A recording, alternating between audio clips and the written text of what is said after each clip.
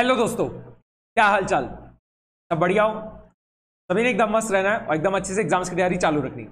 आज की क्लास में अभी हम क्या कर रहे हैं, सीए फाइनल एएफएम का आपका जो रिस्क मैनेजमेंट का चैप्टर है उसको क्या कर रहे हैं, पूरा की पूरा कंप्लीट कर रहे हैं। ठीक है, बहुत ही छोटा सा चैप्टर है एंड क्या होगा एग्जाम है, बट इसका क्या होता है 4 मार्क का एक क्वेश्चन पूछा जाता है। ठीक है, कभी कभी 8 मार्क के लिए भी पूछा जा चुका है इससे क्वेश्चन, बट मैक्सिमम टाइम्स क्या होता है 4 मार्क के लिए पूछा जाता है। ओके, एंड ये जो रिस्क मैनेजमेंट चैप्टर है इसमें सबसे इंपॉर्टेंट चीज जो है वो होता है आपका वैल्यू एट रिस्क का। ओके, क्योंकि मैक्सिमम टाइम्स जो क्वेश्चन पूछा जाता है वो वैल्यू एट रिस्क के कॉन्सेप्ट से ही पूछते हो लोग।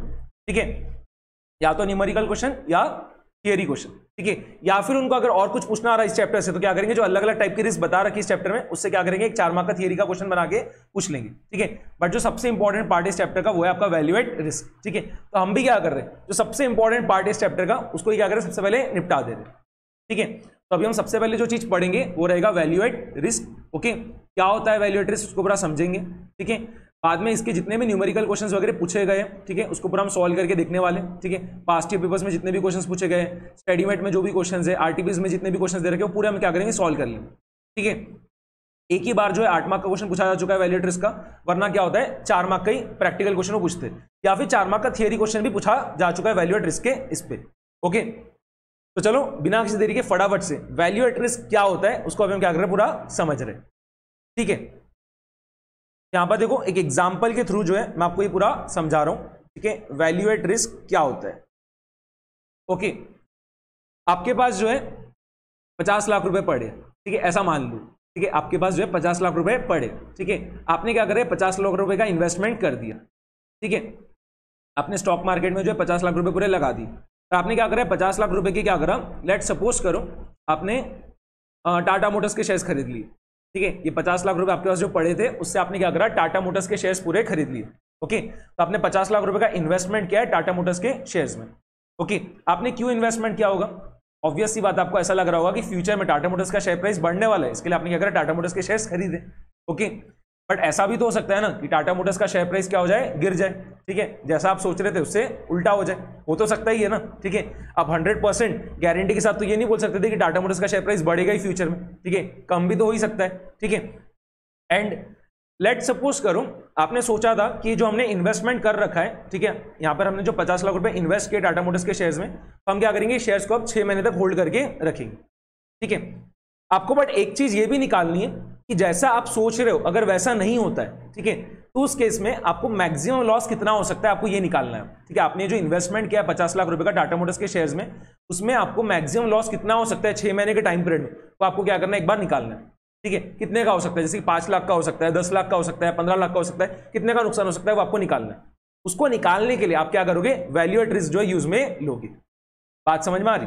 ठीक है, तो वैल्यू एट रिस्क जो है इससे क्या पता चल रही है आपको कि आपने जो इन्वेस्टमेंट किया है उसके ऊपर मैक्सिमम प्रोबेबल लॉस कितना हो सकता है for given time period based on past volatility and for given confidence level. ठीक है, जो भी मैंने बोला हूं उसको देखो मैं लिख के बता रहा हूं आपको, ध्यान से देखना। वैल्यू एट रिस्क जो इससे आपको क्या पता चलेगा कि आपने जो इन्वेस्टमेंट करा है, ठीक है, उसके ऊपर मैक्सिमम प्रोबेबल लॉस कितना हो सकता है। ठीक है, मैक्सिमम प्रोबेबल लॉस कितना हो सकता है। ओके, आपने जो इन्वेस्टमेंट करा है उसके ऊपर आपका मैक्सिमम प्रोबेबल लॉस कितना हो सकता है for a given time period. ठीक है, मेरे वाले एग्जांपल में टाइम पीरियड क्या था, 6 महीने का था। ठीक है, for a given time period. ठीक है, based on past volatility. Okay, and for a given confidence level.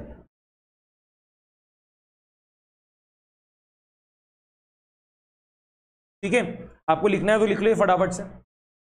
तो वैल्यू एट रिस्क जो है उसके थ्रू आपको क्या पता चल रहा है कि आपने जो इन्वेस्टमेंट कर रखा है, ठीक है, उसके ऊपर आपको मैक्सिमम प्रोबेबल लॉस कितना हो सकता है for a given time period based on past volatility and for given confidence level. ठीक है, आपको ये जो चीज निकालना है ना, मैक्सिमम लॉस कितना हो सकता है, उसके लिए आप क्या करोगे, वॉलेटिलिटी जो है वो यूज में लोगे। ठीक है, जिस भी चीज में आपने इन्वेस्टमेंट कर रखा है, ठीक है, उसका वॉलेटिलिटी कितना है, उसका स्टैंडर्ड डिविएशन कितना है, वो आप क्या करोगे, निकालोगे।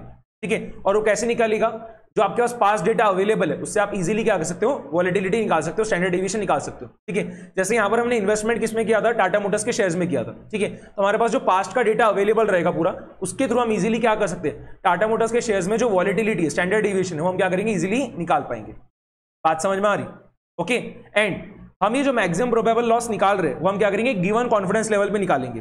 ठीक है, और ये कॉन्फिडेंस लेवल क्या होता है, जनरली 95% का रहता है, 99% का रहता है। ठीक है, एग्जाम में भी आपको जो भी न्यूमेरिकल क्वेश्चंस दिखेंगे वो क्या रहेगा, आपको ये पूछेगा वो 95% वैल्यू एट रिस्क निकाल के बताओ या 99% वैल्यू एट रिस्क निकाल के बताओ। बात समझ में आ रही? ठीक है, अभी गिवन कॉन्फिडेंस लेवल क्या चीज होता है उसको भी देखो मैं आपको पूरा बता रहा हूं। ठीक है, ध्यान से देखना। लेट सपोज करो आपने क्या करा, 95% वैल्यू एट रिस्क फाइंड किया। ठीक है, आपने जो 50 लाख रुपए का इन्वेस्टमेंट कर रखा था टाटा मोटर्स के शेयर्स में, ठीक है, उसके ऊपर आपने क्या करा, 95% कॉन्फिडेंस लेवल पे वैल्यू एट रिस्क फाइंड किया और वो आ रहा है, लेट सपोज करो 10 लाख रुपए। ठीक है, आपने 95% कॉन्फिडेंस लेवल पे वैल्यू एट रिस्क फाइंड किया और वो कितना आ रहा है, लेट सपोज करो 10 लाख रुपए आ रहा है। ठीक है, अब इसका इंटरप्रिटेशन क्या होता है उसको पूरा समझना। ठीक है, आपको उसको इंटरप्रेट करते आना चाहिए। ओके, इसका मतलब आपको समझ में आ जाना चाहिए। ठीक है, तो एकदम ध्यान से सुनो जो अभी मैं बता रहा हूं। तो हमने ये जो लिखा है ना कि 95% कॉन्फिडेंस लेवल पे जो वैल्यू एट रिस्क है वो कितना है, 10 लाख रुपए। इसका मतलब क्या होगा, आपने जो इन्वेस्टमेंट किया था, ठीक है, आपने जो इन्वेस्टमेंट किया था 50 लाख रुपए का, ठीक है, टाटा मोटर्स के शेयर्स में, क्लियर? ठीक है, उसके ऊपर आप क्या कर रहे हो, 95% कॉन्फिडेंस से ये बता सकते हो कि जो आपको मैक्सिमम प्रोबेबल लॉस होगा 6 महीने के टाइम पीरियड में वो कितना रहेगा, 10 लाख रुपए का रहेगा। बात समझ में आ रही? आपने जो इन्वेस्टमेंट किया है, ओके, टाटा मोटर्स के शेयर्स में, ठीक है, उसके ऊपर आपको जो मैक्सिमम प्रोबेबल लॉस हो सकता है 6 महीने के टाइम पीरियड में वो कितना रहेगा, 10 लाख रुपए का रहेगा। और ये आप ये 95% कॉन्फिडेंस के साथ बता पा रहे हो। ठीक है, इसका मतलब ही क्या होगा, 5% चांस ये है कि लॉस जो है वो 10 लाख रुपए से ज्यादा भी हो सकता है। ठीक है, क्योंकि यहां पर आप 95% कॉन्फिडेंस के साथ ये चीज बोल पा रहे हो ना, इसका मतलब क्या है, 5% चांस ये है कि लॉस जो है वो 10 लाख रुपए से ज्यादा का भी हो सकता है। बात समझ में आ गई? क्लियर? इसका इंटरप्रिटेशन समझ में आ गया सभी को? ओके, क्लियर है कि नहीं? लेट सपोज करो मैं ऐसा लिख रहा हूं अब कि हम 99% कॉन्फिडेंस लेवल पे जब वैल्यू एट रिस्क निकाल रहे हैं तो वो आ रहा है, लेट सपोज करो 12 लाख रुपए। ठीक है, जब हम 99% कॉन्फिडेंस लेवल पे वैल्यू एट रिस्क निकाल रहे हैं, ठीक है, तो कितना आ रहा है, 12 लाख रुपीज आ रहा है। तो आप इस चीज का इंटरप्रिटेशन क्या निकालोगे, बताओ, इस चीज का इंटरप्रिटेशन क्या बोलोगे आप, कि हमने जो इन्वेस्टमेंट किया है, ठीक है, 50 लाख रुपए का टाटा मोटर्स के शेयर्स में, उसके ऊपर हमें जो मैक्सिमम लॉस हो सकता है 6 महीने के टाइम पीरियड में वो कितना है, 12 लाख रुपए का है। और ये हम 99% कॉन्फिडेंस के साथ बोल सकते हैं।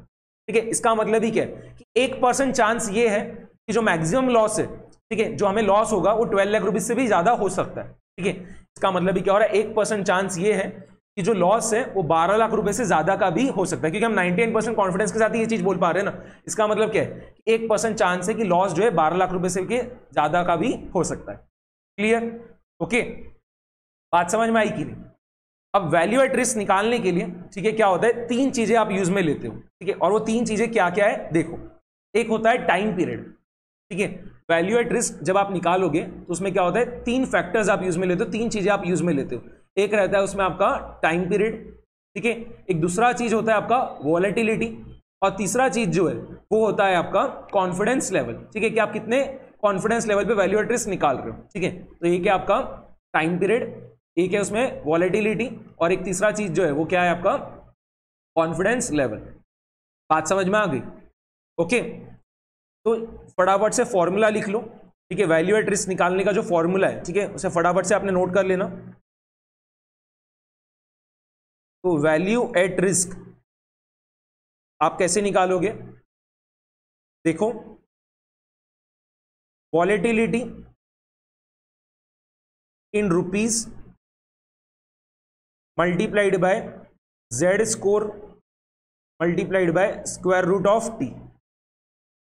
ठीक है, फटाफट से नोट करना, volatility in rupees multiplied by Z score multiplied by square root of T. Okay, and volatility in rupees जो है ये कैसे निकालोगे आप, ठीक है, लिख लो, वॉलेटिलिटी इन रुपीज जो है ये आप कैसे निकालोगे, amount of investment multiplied by daily standard deviation.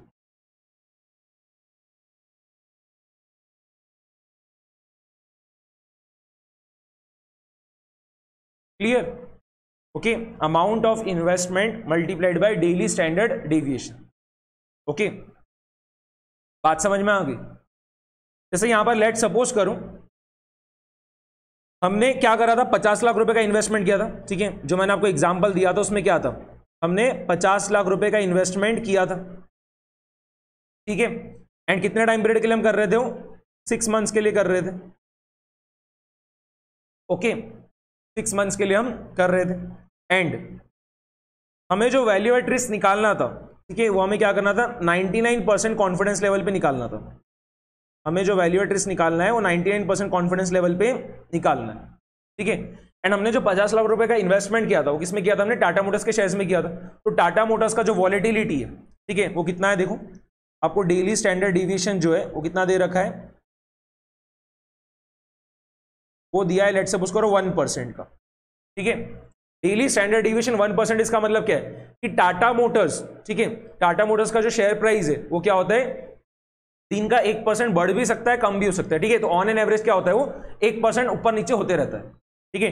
Daily standard deviation 1%, इसका मतलब क्या हो रहा है कि टाटा मोटर्स का, ठीक है, जो शेयर प्राइस है वो क्या होता है, हर दिन 1% ऊपर नीचे होते रहता है ऑन एन एवरेज। ओके, बात समझ में आ गई? तो यहाँ पर डेली स्टैंडर्ड डिविएशन क्या है, 1% का। ओके, तो यहाँ पर जब हम 99% कॉन्फिडेंस लेवल पे वैल्यू एट रिस्क निकालेंगे, ठीक है, value at risk at 99% confidence level हम निकालेंगे, तो बताना कैसे निकालना पड़ेगा। पहले हम क्या करेंगे, वॉलेटिलिटी निकाल लेंगे इन टर्म्स ऑफ रुपीज, ठीक है। वॉलेटिलिटी जो है इन रुपीज हम निकाल लेंगे, कैसे निकालेंगे, amount of investment multiplied by daily standard deviation. तो हमने कितना इन्वेस्टमेंट किया यहाँ पे, 50 लाख रुपए का, ठीक है, एंड डेली स्टैंडर्ड डिविएशन कितना है, 1%। तो हमारा वॉलेटिलिटी जो है क्या होगा, रुपीज में आ जाएगा। जब हम 50 लाख को 1% से मल्टीप्लाई कर देंगे, ठीक है, 50 लाख मल्टीप्लाइड बाय 1% करेंगे, तो वॉलेटिलिटी जो है क्या होगा, हमारा रुपीज में आ जाएगा। बात समझ में आ गई? इसको अब हमें किससे मल्टीप्लाई करना है, जेड स्कोर से, ठीक है, इसे हमें मल्टीप्लाई करना है जेड स्कोर से, ठीक है। तो जेड स्कोर जो है वो क्या होता है, देखना 99% कॉन्फिडेंस लेवल पे जो जेड स्कोर है वो क्या रहेगा, आपका 2.33 रहेगा, ठीक है। ध्यान रखना है, फिर क्वेश्चन में आपको दिया रहेगा, ठीक है। मोस्ट ऑफ द टाइम्स तो क्या होता है, क्वेश्चन में आपको दिया ही रहेगा, ठीक है, बट इन केस अगर नहीं दिया रहा तो आपको क्या रहना चाहिए, 99% कॉन्फिडेंस लेवल पे जेड स्कोर जो है वो आपको पता रहना चाहिए, एंड 95% कॉन्फिडेंस लेवल का जो जेड स्कोर है वो भी आपको पता रहना चाहिए। बात समझ में आ गई? तो 99% कॉन्फिडेंस लेवल पे जो जेड स्कोर है वो होता है 2.33। कितना होता है, 2.33, ठीक है। तो हमने जेड स्कोर लिख दिया 2.33। बात समझ में आ गई, ठीक है। एंड यहां पर टाइम पीरियड कितना है, 6 महीने का है, यहां पर टाइम पीरियड कितना है, 6 महीने का, ठीक है। अब लेट सपोज करो क्या होगा, ये 6 महीने में जो ट्रेडिंग डेज है, ठीक है, मतलब कितने टाइम तक, कितने दिन आपका स्टॉक मार्केट खुला रहेगा, कितने दिन जो है टाटा मोटर्स के शेयर्स में ट्रेडिंग हो पाएगी, वो है लेट सपोज करो 126 डेज, ठीक है। 6 महीने में वैसे तो क्या होगा, 180 दिन आएंगे, ठीक है। अगर आप मान रहे हो हर महीने में 30 दिन है, तो 6 महीने में क्या होगा, 180 दिन रहेंगे, ठीक है। बट क्या होता है, वीक में पूरे दिन तो क्या होता है, आपका स्टॉक मार्केट खुला रहता है क्या, नहीं, सैटरडे संडे क्लोज रहता है, ठीक है। तो उस हिसाब से देखो हम क्या मान रहे हैं यहाँ पर कि 6 महीने में क्या है, सिर्फ 126 ही ट्रेडिंग डेज है, ठीक है। ये 6 महीने में क्या है, 126 ही ट्रेडिंग डेज है। तो यहाँ पर क्या होगा, टाइम पीरियड कितना रहेगा आपका, 126 डेज। तो आप क्या करोगे, यहाँ पर स्क्वायर रूट लोगे, किस चीज का, 126 का, ठीक है, स्क्वायर रूट ऑफ 126, ठीक है। और ये क्वेश्चन में आपको दिया रहेगा, घबराना मत कि 6 महीने में 126 ट्रेडिंग डेज कैसे आए, ठीक है, वो दिया रहेगा आपको क्वेश्चन में, ओके। ऐसा नहीं है कि आपको खुद से निकालना पड़ेगा, वो दिया रहेगा क्वेश्चन में, ओके। यहाँ पर हमने क्या करा, स्क्वायर रूट ऑफ टी की जगह क्या लिख दिया, स्क्वायर रूट ऑफ 126 लिख दिया, ठीक है। फटाफट से कर लो, आपका आंसर आ जाएगा। तो 50 लाख मल्टीप्लाइड बाय 1% करने पे क्या होगा, क्या आ गया आपका 50,000, ठीक है। 50 लाख मल्टीप्लाइड बाय 1% ये करने पे कितना हो रहा है, 50,000 आ रहा है, ठीक है। अब 50,000 को मल्टीप्लाई कर दो 2.33 से, 50,000 multiplied by 2.33 multiplied by square root of 126। फटाफट से कैलकुलेटर पे कर लो।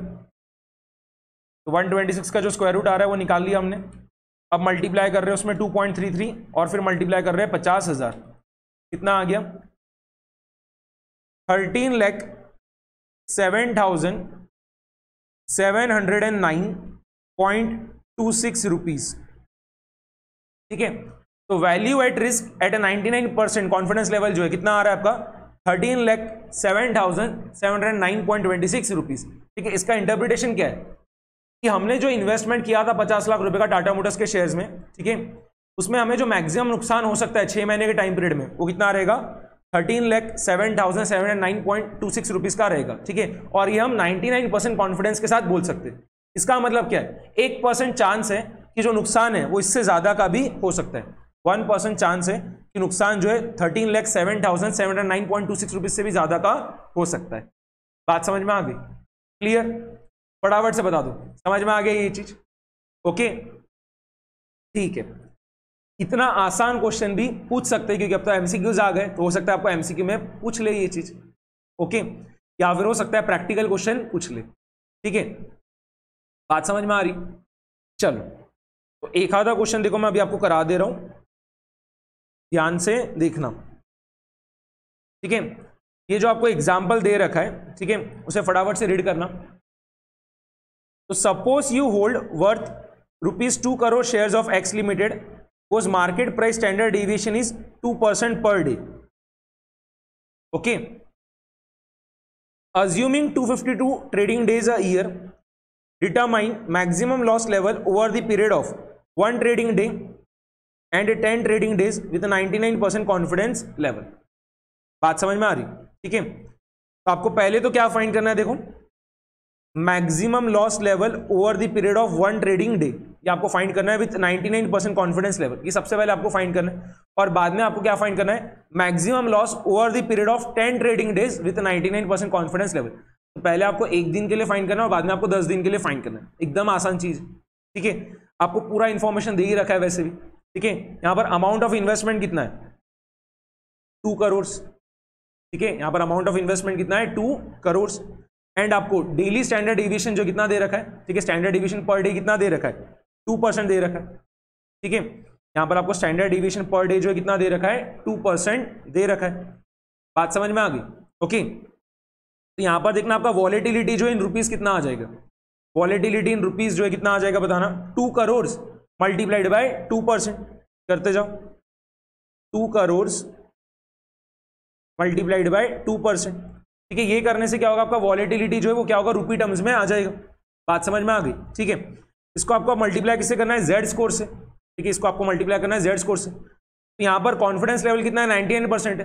तो 99% कॉन्फिडेंस लेवल पे जेड स्कोर क्या होता है? आपका 2.33 होता है, ठीक है। तो आपको याद रख लो, ठीक है, क्योंकि इन केस कभी क्वेश्चन में नहीं दिया रहा तो आपको पता रहना चाहिए, ठीक है। तो 99% कॉन्फिडेंस लेवल पे जो जेड स्कोर है वो क्या होता है? आपका 2.33 होता है, ओके। बात समझ में आ गई? इसके बाद देखना हम किससे मल्टीप्लाई करते हैं? Square root of time period से, ठीक है। तो पहले तो आपको क्या फाइंड करना है? Maximum loss level over the period of 1 trading day, ठीक है। यहां पर टाइम पीरियड क्या है? 1 दिन का है, तो स्क्वायर रूट ऑफ 1। बात समझ में आ गई? फटाफट से कर लो और बताओ क्या आ रहा है। तो 200 लैक्स, ठीक है, 2 करोड़ यानी क्या होगा? 200 lakhs multiplied by 2% multiplied by 2.33 multiplied by square root of 1। तो स्क्वायर रूट ऑफ 1 क्या होगा? 1 ही आएगा। तो ये आ रहा है 9,32,000 रुपीज, ठीक है, 9,32,000 रुपीज, ठीक है। इसका इंटरप्रिटेशन क्या होगा कि हमने ये जो इन्वेस्टमेंट किया है 2 करोड़ रुपीस का, ठीक है, एक्स लिमिटेड के शेयर्स में, ठीक है, हमने जो इन्वेस्टमेंट किया है 2 करोड़ रुपीस का एक्स लिमिटेड के शेयर्स में, ठीक है, इस पे हमें जो मैक्सिमम लॉस हो सकता है, ठीक है, 1 दिन के अंदर, वो कितना रहेगा? 9,30,000 रुपीज का रहेगा। और ये हम 99% कॉन्फिडेंस के साथ बोल सकते हैं। बात समझ में आ रही? हमने जो 2 करोड़ रुपए का इन्वेस्टमेंट कर रखा है एक्स लिमिटेड के शेयर्स में, उसके ऊपर हमें जो मैक्सिमम लॉस हो सकता है 1 दिन में, वो कितना रहेगा? 9,32,000 रुपए का रहेगा। और ये हम 99% कॉन्फिडेंस के साथ बोल सकते हैं। इसका मतलब क्या है कि 1% चांस ये भी है कि हमारा जो लॉस है वो 9,32,000 से भी ज्यादा का हो सकता है। बात समझ में आ गई? क्लियर? ओके, अब आपको क्या फाइंड करना था? देखो, maximum loss over the period of 10 trading days, ठीक है। सेकंड इसमें आपको क्या फाइंड करना था? Maximum loss over the period of 10 trading days with 99% confidence level. तो बस क्या होगा? आपका टाइम पीरियड चेंज हो रहा है, यहां पर क्या होगा? अमाउंट ऑफ इन्वेस्टमेंट कितना है? वही 200 लैक्स, ठीक है। 2 करोड़ यानी कितना हो गया? 200 lakhs multiplied by standard deviation per day कितना है? 2%, ठीक है। तो जब आप 200 लैक्स मल्टीप्लाइड बाय 2% करोगे, ठीक है, जब आप 2 करोड़ मल्टीप्लाइड बाय 2% करोगे तो क्या होगा? आपका वॉलेटिलिटी निकल के आ जाएगा रुपीज में, ओके। इसको आप मल्टीप्लाई कर दो आप किससे? जेड स्कोर से, ठीक है, जेड स्कोर से। और बाद में इसको आप मल्टीप्लाई कर दो square root of time period से, तो यहाँ पे टाइम पीरियड कितना है 10 दिन का, तो स्क्वायर रूट ऑफ 10। बात समझ में आ गई? ओके, देख लो कितना आ रहा है। तो 200 lakhs multiplied by 2% multiplied by 2.33, ठीक है, ये जो आपका आ गया, इसको मल्टीप्लाई कर दो स्क्वायर रूट ऑफ 10 से, ठीक है। तो ये देख लो क्या आ रहा है, फटाफट से कर लो कैलकुलेटर पे। क्या आ रहा है 29,47,242.78, ठीक है, 29,47,242.78 रुपीज। बात समझ में आ गई? हाँ या ना? क्लियर है? ओके, तो हमने दोनों पार्ट का आंसर निकाल लिया। ओके, पहले हमने फाइंड किया maximum loss over the period of 1 trading day with 99% confidence level, और बाद में हमने फाइंड किया maximum loss over the period of, ठीक है, maximum loss level over the period of 10 trading days जो है विद 99% कॉन्फिडेंस लेवल। बात समझ में आ रही? ओके, यहां पर मेरे ख्याल से 1 0 ज्यादा लगा दिया है क्या मैंने? हाँ, 9,32,000 आया था ना, ठीक है, लिखने में यहां पर मिस्टेक हुई थी, गोल में सही चला था। ओके, 9,32,000, ठीक है, पहले पार्ट का जो आंसर आया था कितना आया था? 9,32,000 आया था। Okay, clear? बात समझ में आ गई? ओके, तो अभी तो हमने वैल्यू एट रिस्क क्या करा, फाइंड किया एक सिंगल सिक्योरिटी का, ठीक है। अगर हम इन्वेस्टमेंट कर रहे हैं एक सिंगल कंपनी के शेयर में, ठीक है, तो उस केस में वैल्यू एट रिस्क कैसे निकालेंगे वो हमने देखा, ठीक है। बट अगर इन केस हम क्या कर रहे हैं, कोई पोर्टफोलियो में इन्वेस्टमेंट कर रहे हैं, ठीक है, तो उस केस में हम वैल्यू एट रिस्क कैसे निकालेंगे, ठीक है, उसको भी हम क्या कर रहे हैं, फटाफट से पूरा समझ ले रहे हैं। ओके, उसके ऊपर बेस देखो, एक क्वेश्चन मैं आपको बता दे रहा हूं, फटाफट से देखना, ठीक है। क्वेश्चन नंबर 4 जो है, ठीक है, क्वेश्चन नंबर 4, ओके, रीड करो। Following is the information about mister Jess portfolio, ठीक है, तो मिस्टर जे का जो पोर्टफोलियो उसके बारे में आपको कुछ इंफॉर्मेशन दे रखा है। देखो क्या है, investment in shares of ABC limited कितना है 200 lakh rupees, and investment in shares of XYZ limited कितना है 200 लाख रुपीज। ओके, इसके अलावा आपको daily standard deviation of both shares कितना दिया है, 1% दिया है, ठीक है। मतलब एबीसी लिमिटेड के शेयर्स में भी क्या हो रहा है, जो स्टैंडर्ड डिविएशन पर डे हो कितना है 1% है, और XYZ लिमिटेड के शेयर्स में भी क्या दिख रहा है, जो स्टैंडर्ड डिविएशन कितना है 1% पर डे का है। ओके, आगे coefficient of correlation between both shares कितना है 0.3, coefficient of correlation between both shares कितना है 0.3, ठीक है। आपको क्या फाइंड करना है, देखो, determine the 10 days 99% value at risk for mister Jess portfolio, ठीक है। और आपको क्या गिवन है, देखो, the Z score from the normal table at 99% confidence level is 2.33। यहां पर उसने जेड स्कोर आपको दे दिया है, ठीक है। अगर नहीं भी देता था तो आपको पता रहना चाहिए कि 99% कॉन्फिडेंस लेवल पे जो जेड स्कोर है वो कितना रहेगा, 2.33 का रहेगा, ठीक है। और क्या बोल रखा है, देखो, show your calculations up to 4 decimal points, ठीक है। क्वेश्चन में क्लियरली बोल रखा है कि कैलकुलेशंस जो है 4 डेसिमल पॉइंट्स तक बताना है तो बताना है। ओके, अब अगर यहां पर कोई स्टूडेंट क्या कर रहा है 2 डेसिमल पॉइंट्स तक क्या कर रहा है, वर्किंग कर रहा है, तो हो सकता है कि चेकर जो है आपको क्या करे, मार्क्स ना दे, ठीक है, कोई भरोसा नहीं। तो जब क्वेश्चन में क्लियरली स्पेसिफाइड है कि वो बोल रहे हैं कि कैलकुलेशंस को जो है 4 डेसिमल पॉइंट्स तक बताओ, तो बताना ही पड़ेगा। Okay, clear? तो आप बताना कैसे करोगे इसे, ठीक है। लेट सपोज करो आपको कोई फॉर्मूला वगैरह नहीं पता, ठीक है, कि पोर्टफोलियो के केस में वैल्यू एट रिस्क कैसे निकालते हैं, उसका आपको कोई फॉर्मूला नहीं पता है, ठीक है। तो आपको नॉर्मल फॉर्मूला तो पता ही है ना, ठीक है। वैल्यू एट रिस्क निकालने का जो नॉर्मल फॉर्मूला आपको पता है, क्या होता है बताना, फटाफट से बताओ। वॉलेटिलिटी आप निकालोगे इन रुपीस, वॉलेटिलिटी आप निकालोगे इन रुपीस, उसको आपको मल्टीप्लाई करना है किससे, जेड स्कोर से, और उसके बाद में आपको मल्टीप्लाई करना है square root of time periods, ठीक है। जेड स्कोर हमारे पास है कितना 2.33, टाइम पीरियड भी हमारे पास है कितना है 10 डेज का, तो टी के जगह हम 10 लिख देंगे। बस वॉलेटिलिटी नहीं है हमारे पास में, ठीक है, वॉलेटिलिटी नहीं है। तो वॉलेटिलिटी कैसे निकालते हैं वो भी आपको पता है, ठीक है। अगर आपको वॉलेटिलिटी जो है रुपीस में निकालना है तो कैसे निकालते हैं वो आपको पता है, कैसे निकालते हैं बताओ फटाफट से, ठीक है। कैसे निकालते हैं, अमाउंट ऑफ इन्वेस्टमेंट, ठीक है, multiplied by daily standard deviation. Okay, अब यहां पर देखो हमारे पास अमाउंट ऑफ इन्वेस्टमेंट भी है, हमारे पास अमाउंट ऑफ इन्वेस्टमेंट भी है। बताना हमारा जो पोर्टफोलियो है, ठीक है, उसका पूरा मिला के वैल्यू कितना है, ठीक है। मिस्टर जे का जो पोर्टफोलियो उसका पूरा मिला के वैल्यू कितना है 200 LX प्लस 200 LX। ठीक है, पोर्टफोलियो में देखो क्या है, दो स्क्रिप्ट्स है, एक है एबीसी लिमिटेड के शेयर्स और एक है एक्सवाईजेड लिमिटेड के शेयर्स। तो हमारा जो पोर्टफोलियो का पूरा वैल्यू है वो क्या रहेगा, एबीसी लिमिटेड के शेयर्स में हमने कितना इन्वेस्टमेंट किया है और एक्सवाईजेड लिमिटेड के शेयर्स में हमने पूरा मिला कितना इन्वेस्टमेंट किया, इन दोनों का टोटल कितना हो जाएगा 200 LX प्लस 200 LX, जो कि कितना आएगा 400 LX। बात समझ में आ गई। तो हमारे पास अमाउंट ऑफ इन्वेस्टमेंट भी। अब हमें क्या चाहिए, डेली स्टैंडर्ड डेविएशन चाहिए। ठीक है, हमारे पास पोर्टफोलियो का स्टैंडर्ड डेविएशन नहीं है, हमारे पास पोर्टफोलियो का स्टैंडर्ड डेविएशन नहीं, हमारे पास क्या इंडिविजुअल सिक्योरिटी का स्टैंडर्ड डेविएशन है। एबीसी लिमिटेड के शेयर्स का स्टैंडर्ड डेविएशन कितना है 1%, एक्सवाईजेड लिमिटेड के शेयर्स का स्टैंडर्ड डेविएशन कितना है 1%। मेरे पास पोर्टफोलियो का स्टैंडर्ड डेविएशन नहीं, बट पोर्टफोलियो का स्टैंडर्ड डेविएशन निकालना कोई बहुत बड़ी बात है क्या, नहीं। पोर्टफोलियो मैनेजमेंट में पूरा ये तो सीखा है। ओके, तो पोर्टफोलियो का स्टैंडर्ड डेविएशन हम इजीली निकाल सकते हैं। कैसे निकालेंगे, देखो बहुत आसान है। ठीक है, बहुत ही ज्यादा आसान है। तो हमारे पोर्टफोलियो में देखो क्या है, दो स्क्रिप्ट्स है। ठीक है, पोर्टफोलियो में जो है हमारे दो सिक्योरिटीज है, कौन कौन सी, एक है एबीसी लिमिटेड के शेयर्स और एक है एक्सवाईजेड लिमिटेड के शेयर्स। एबीसी लिमिटेड के शेयर्स में जो हमने इन्वेस्टमेंट किया है वो कितना है 200 lakhs का है, एंड एक्सवाईजेड लिमिटेड के शेयर्स में जो हमने इन्वेस्टमेंट किया है वो भी कितना है 200 lakhs का ही है।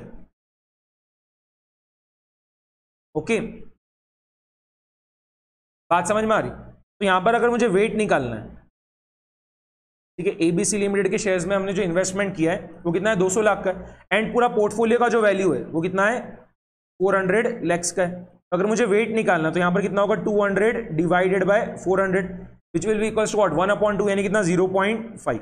एंड यहां पर अगर मुझे एक्सवाईजेड लिमिटेड का इसका वेट निकालना है तो कितना रहेगा, सेम हमने एक्सवाईजेड लिमिटेड किसमें पूरा मिला कितना इन्वेस्टमेंट किया 200 lakhs का डिवाइडेड बाय पोर्टफोलियो का जो पूरा वैल्यू है वो, यानी कितना डिवाइड बाय 400। तो 200/400 यहां पे भी करेंगे तो कितना होगा 1/2 आएगा, यानी कितना 0.5। एंड वेट्स का एडिशन कभी 1 आना चाहिए, जो कि आ रहा है 0.5 प्लस 0.5 यानी कितना 1। ठीक है, तो वेट हमें मिल गया। स्टैंडर्ड डिविएशन तो हमें ऑलरेडी पता ही है। ठीक है, एबीसी लिमिटेड के शेयर्स का जो है स्टैंडर्ड डिविएशन कितना है 1% है। ठीक है, बट ये per day. And XYZ limited का भी जो स्टैंडर्ड डिविएशन आपको दे रखा था वो कितना है 1% था, बट ये भी क्या था पर डे था। ओके, तो हम क्या कर रहे हैं, पोर्टफोलियो का स्टैंडर्ड डिविएशन निकाल ले रहे पर डे का। ठीक है, portfolio standard deviation per day हम निकाल रहे हैं। ठीक है, कोई बहुत बड़ी बात थोड़ी नहीं निकालना। कैसे निकालोगे आप, फॉर्मूला यूज में ले लो। स्क्वायर रूट के अंदर क्या क्या चीज आएगा, एबीसी लिमिटेड के शेयर्स का वेट। ठीक है, एबीसी लिमिटेड के शेयर्स का weight multiplied by ABC limited के शेयर्स का जो स्टैंडर्ड डिविएशन है। ठीक है, और इनका क्या होता है, स्क्वायर होता है ना, वेट का square multiplied by standard deviation का भी स्क्वायर कर दिया। ठीक है, वेट का square multiplied by standard deviation का स्क्वायर, प्लस जो दूसरा सिक्योरिटी था पोर्टफोलियो वो क्या था एक्सवाईजेड लिमिटेड के शेयर्स। तो यहाँ अब क्या होगा, एक्सवाईजेड लिमिटेड के शेयर्स का जो वेट है वो, ठीक है, उसका square multiplied by XYZ limited के शेयर्स का जो स्टैंडर्ड डिविएशन उसका स्क्वायर। बात समझ में आ गई। ठीक है, और क्या चीज आएगा, plus 2 multiplied by ABC limited के शेयर्स का weight multiplied by XYZ limited के शेयर्स का वेट मल्टीप्लाइड बाय क्या होगा, correlation coefficient between the ABC limited and XYZ limited shares. ठीक है, और वो आपको क्वेश्चन में दे रखा है। ठीक है, कोरिलेशन कोएफिशिएंट आपको क्वेश्चन में दे रखा है। Coefficient of correlation between both shares कितना है 0.3, उसको हम डिनोट किससे करते हैं स्मॉल आर से। ठीक है, वही हमने लिखा है। ठीक है, और क्या चीज आएगा, मल्टीप्लाइड बाय स्टैंडर्ड डिविएशन। ठीक है, एबीसी लिमिटेड के शेयर्स का multiplied by standard deviation XYZ limited के शेयर्स का। बात समझ में आ गई। और ये पूरा की पूरा क्या होगा, आपका स्क्वायर रूट के अंदर ही रहेगा। ठीक है, ये पूरी चीजें क्या आपकी स्क्वायर रूट के अंदर है। ठीक है, यही होता है ना पोर्टफोलियो का स्टैंडर्ड डिविएशन निकालने का फॉर्मूला क्या होता है। अगर आपके पोर्टफोलियो में सिर्फ 2 ही सिक्योरिटीज है और उस पोर्टफोलियो का अगर आपको स्टैंडर्ड डिविएशन निकालना है तो क्या करोगे, पहले वाली सिक्योरिटी का वेट का स्क्वायर मल्टीप्लाइड बाय पहले वाली सिक्योरिटी के स्टैंडर्ड डिविएशन का स्क्वायर, प्लस दूसरी वाली सिक्योरिटी के वेट का स्क्वायर मल्टीप्लाइड बाय दूसरी वाली सिक्योरिटी के स्टैंडर्ड डिविएशन का स्क्वायर, प्लस 2 मल्टीप्लाइड बाय पहली वाली सिक्योरिटी का वेट मल्टीप्लाइड बाय दूसरी वाली सिक्योरिटी का weight multiplied by correlation coefficient multiplied by पहली वाली सिक्योरिटी का स्टैंडर्ड डिविएशन मल्टीप्लाइड बाय दूसरी वाली सिक्योरिटी का स्टैंडर्ड डिविएशन। वही तो हमने लिखा है। ठीक है, इसको ऐसा बोलते हैं W square multiplied by sigma square plus W B square multiplied by sigma B square plus 2 multiplied by W A multiplied by W B multiplied by R multiplied by sigma A multiplied by sigma B. वही हमने लिखा है। ठीक है, आपके पास पूरी की पूरी वैल्यूज है, फटाफट से लिखो, आपका आंसर आ जाएगा। ठीक है, तो देखो क्या होगा, स्क्वायर रूट के अंदर 0.5 का square multiplied by 1 square plus 0.5 का square multiplied by 1 square plus 2 multiplied by 0.5 multiplied by 0.5। R का वैल्यू क्या था, कोरिलेशन कोएफिशिएंट आपको 0.3 दिया था, multiplied by 0.3 multiplied by 1 multiplied by 1, ठीक है। और ये पूरा की पूरा क्या होगा आपका स्क्वायर रूट के अंदर ही आएगा, आया ना, ठीक है। फटाफट से वैल्यूज निकालो, क्या आ रही है, तो 0.5 का स्क्वायर मल्टीप्लाइड बाय 1 स्क्वायर कितना हो गया 0.25। दूसरा वाला भी क्या होगा 0.25 भी आएगा, plus 2 multiplied by 0.5 multiplied by 0.5 multiplied by 0.3 multiplied by 1 multiplied by 1 कितना हो गया, कितना हो गया ये 2 multiplied by 0.5 multiplied by 0.5 multiplied by 0.3 multiplied by 1 multiplied by 1 कितना हो गया 0.15 आ रहा है, ओके। ऐड कर लो फटाफट से, तो 0.25 प्लस 0.25 प्लस 0.15 कितना हो गया 0.65 आ रहा है, ठीक है। अब आपको 0.65 का स्क्वायर रूट चाहिए, फटाफट से निकाल लो। 0.65 का स्क्वायर रूट कितना आ रहा है 0.8062, ठीक है। 4 डेसिमल प्लेसेस तक वर्किंग करनी है, तो ये आ रहा है 0.8062%, ठीक है। तो पोर्टफोलियो का स्टैंडर्ड डिवीजन पर डे जो है कितना आ गया 0.8062%। अब तो आंसर आ ही गया, ठीक है। कुछ बचा क्या अब करने का, नहीं, एकदम ही आसान हो गया, ठीक है। तो value at risk at 99% confidence level जो है, ठीक है, वो क्या रहेगा आपका volatility in rupees multiplied by Z score multiplied by square root of T. Volatility कैसे निकालोगे, amount of investment multiplied by daily standard division. यहां पर अमाउंट ऑफ इन्वेस्टमेंट कितना है, पोर्टफोलियो का जो पूरा वैल्यू है वो कितना है 400 lakhs का है, ठीक है, 400 lakhs का है, ठीक है।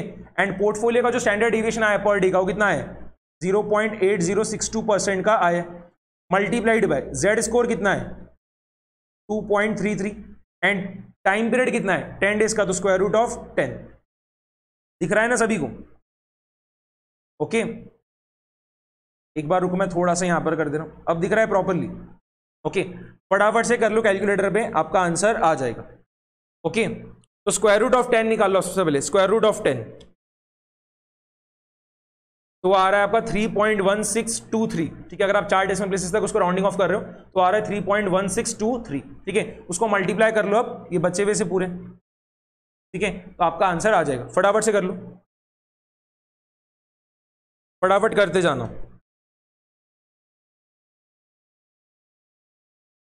ठीक है। कितना आ रहा है बताओ, ये आ रहा है आपका 23,76,67.1286 रुपीज।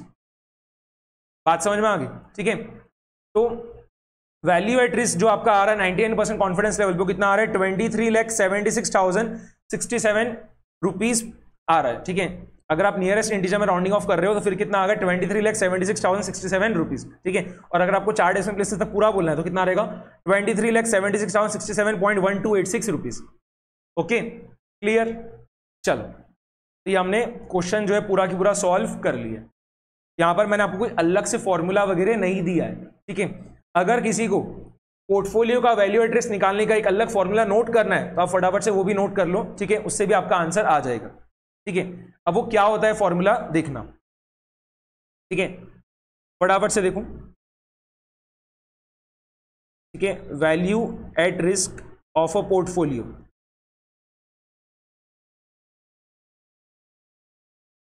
ठीक है, कैसे फाइंड करोगे देखना।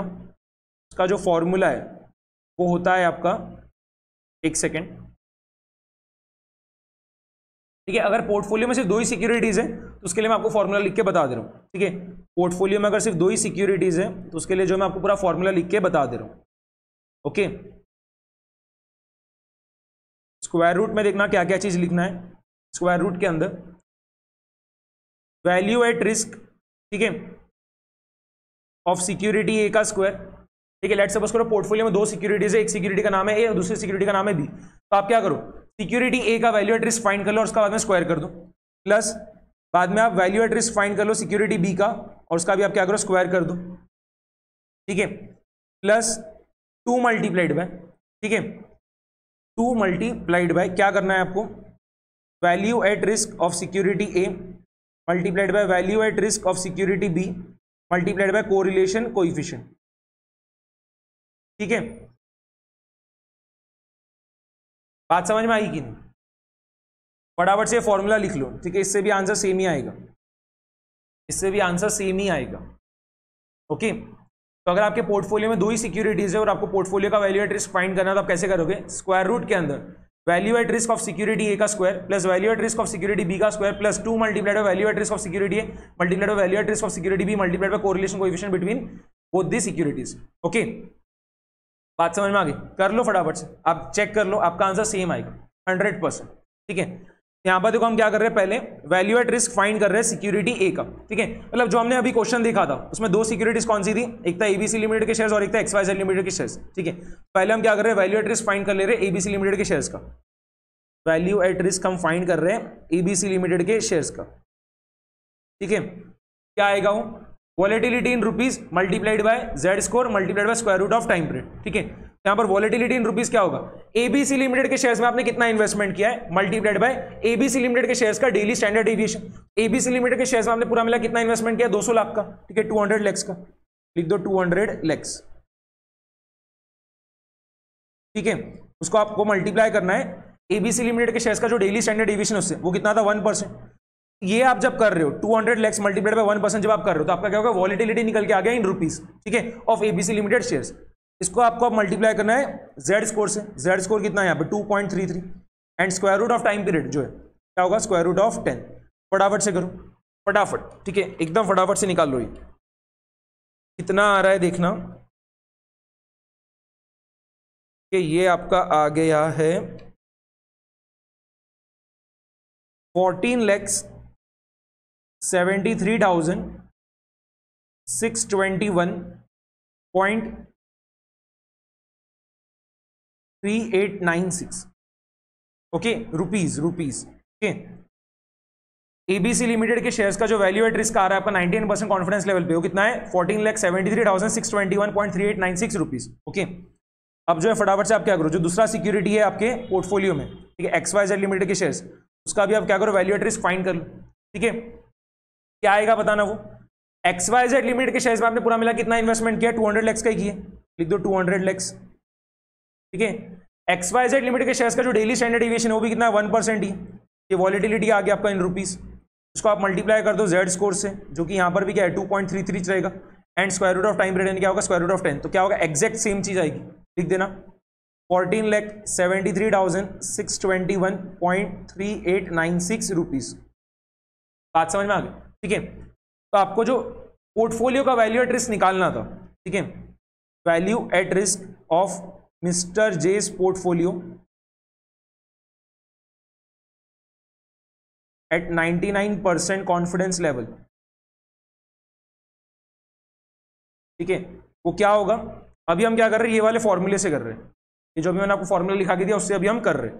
ठीक है, तो स्क्वायर रूट के अंदर देखना, स्क्वायर रूट के अंदर क्या होगा, 14,73,621.3896 का स्क्वायर प्लस, ठीक है, 14,73,621.3896 का स्क्वायर प्लस 2 मल्टीप्लाइड बाय 14,73,621.3896।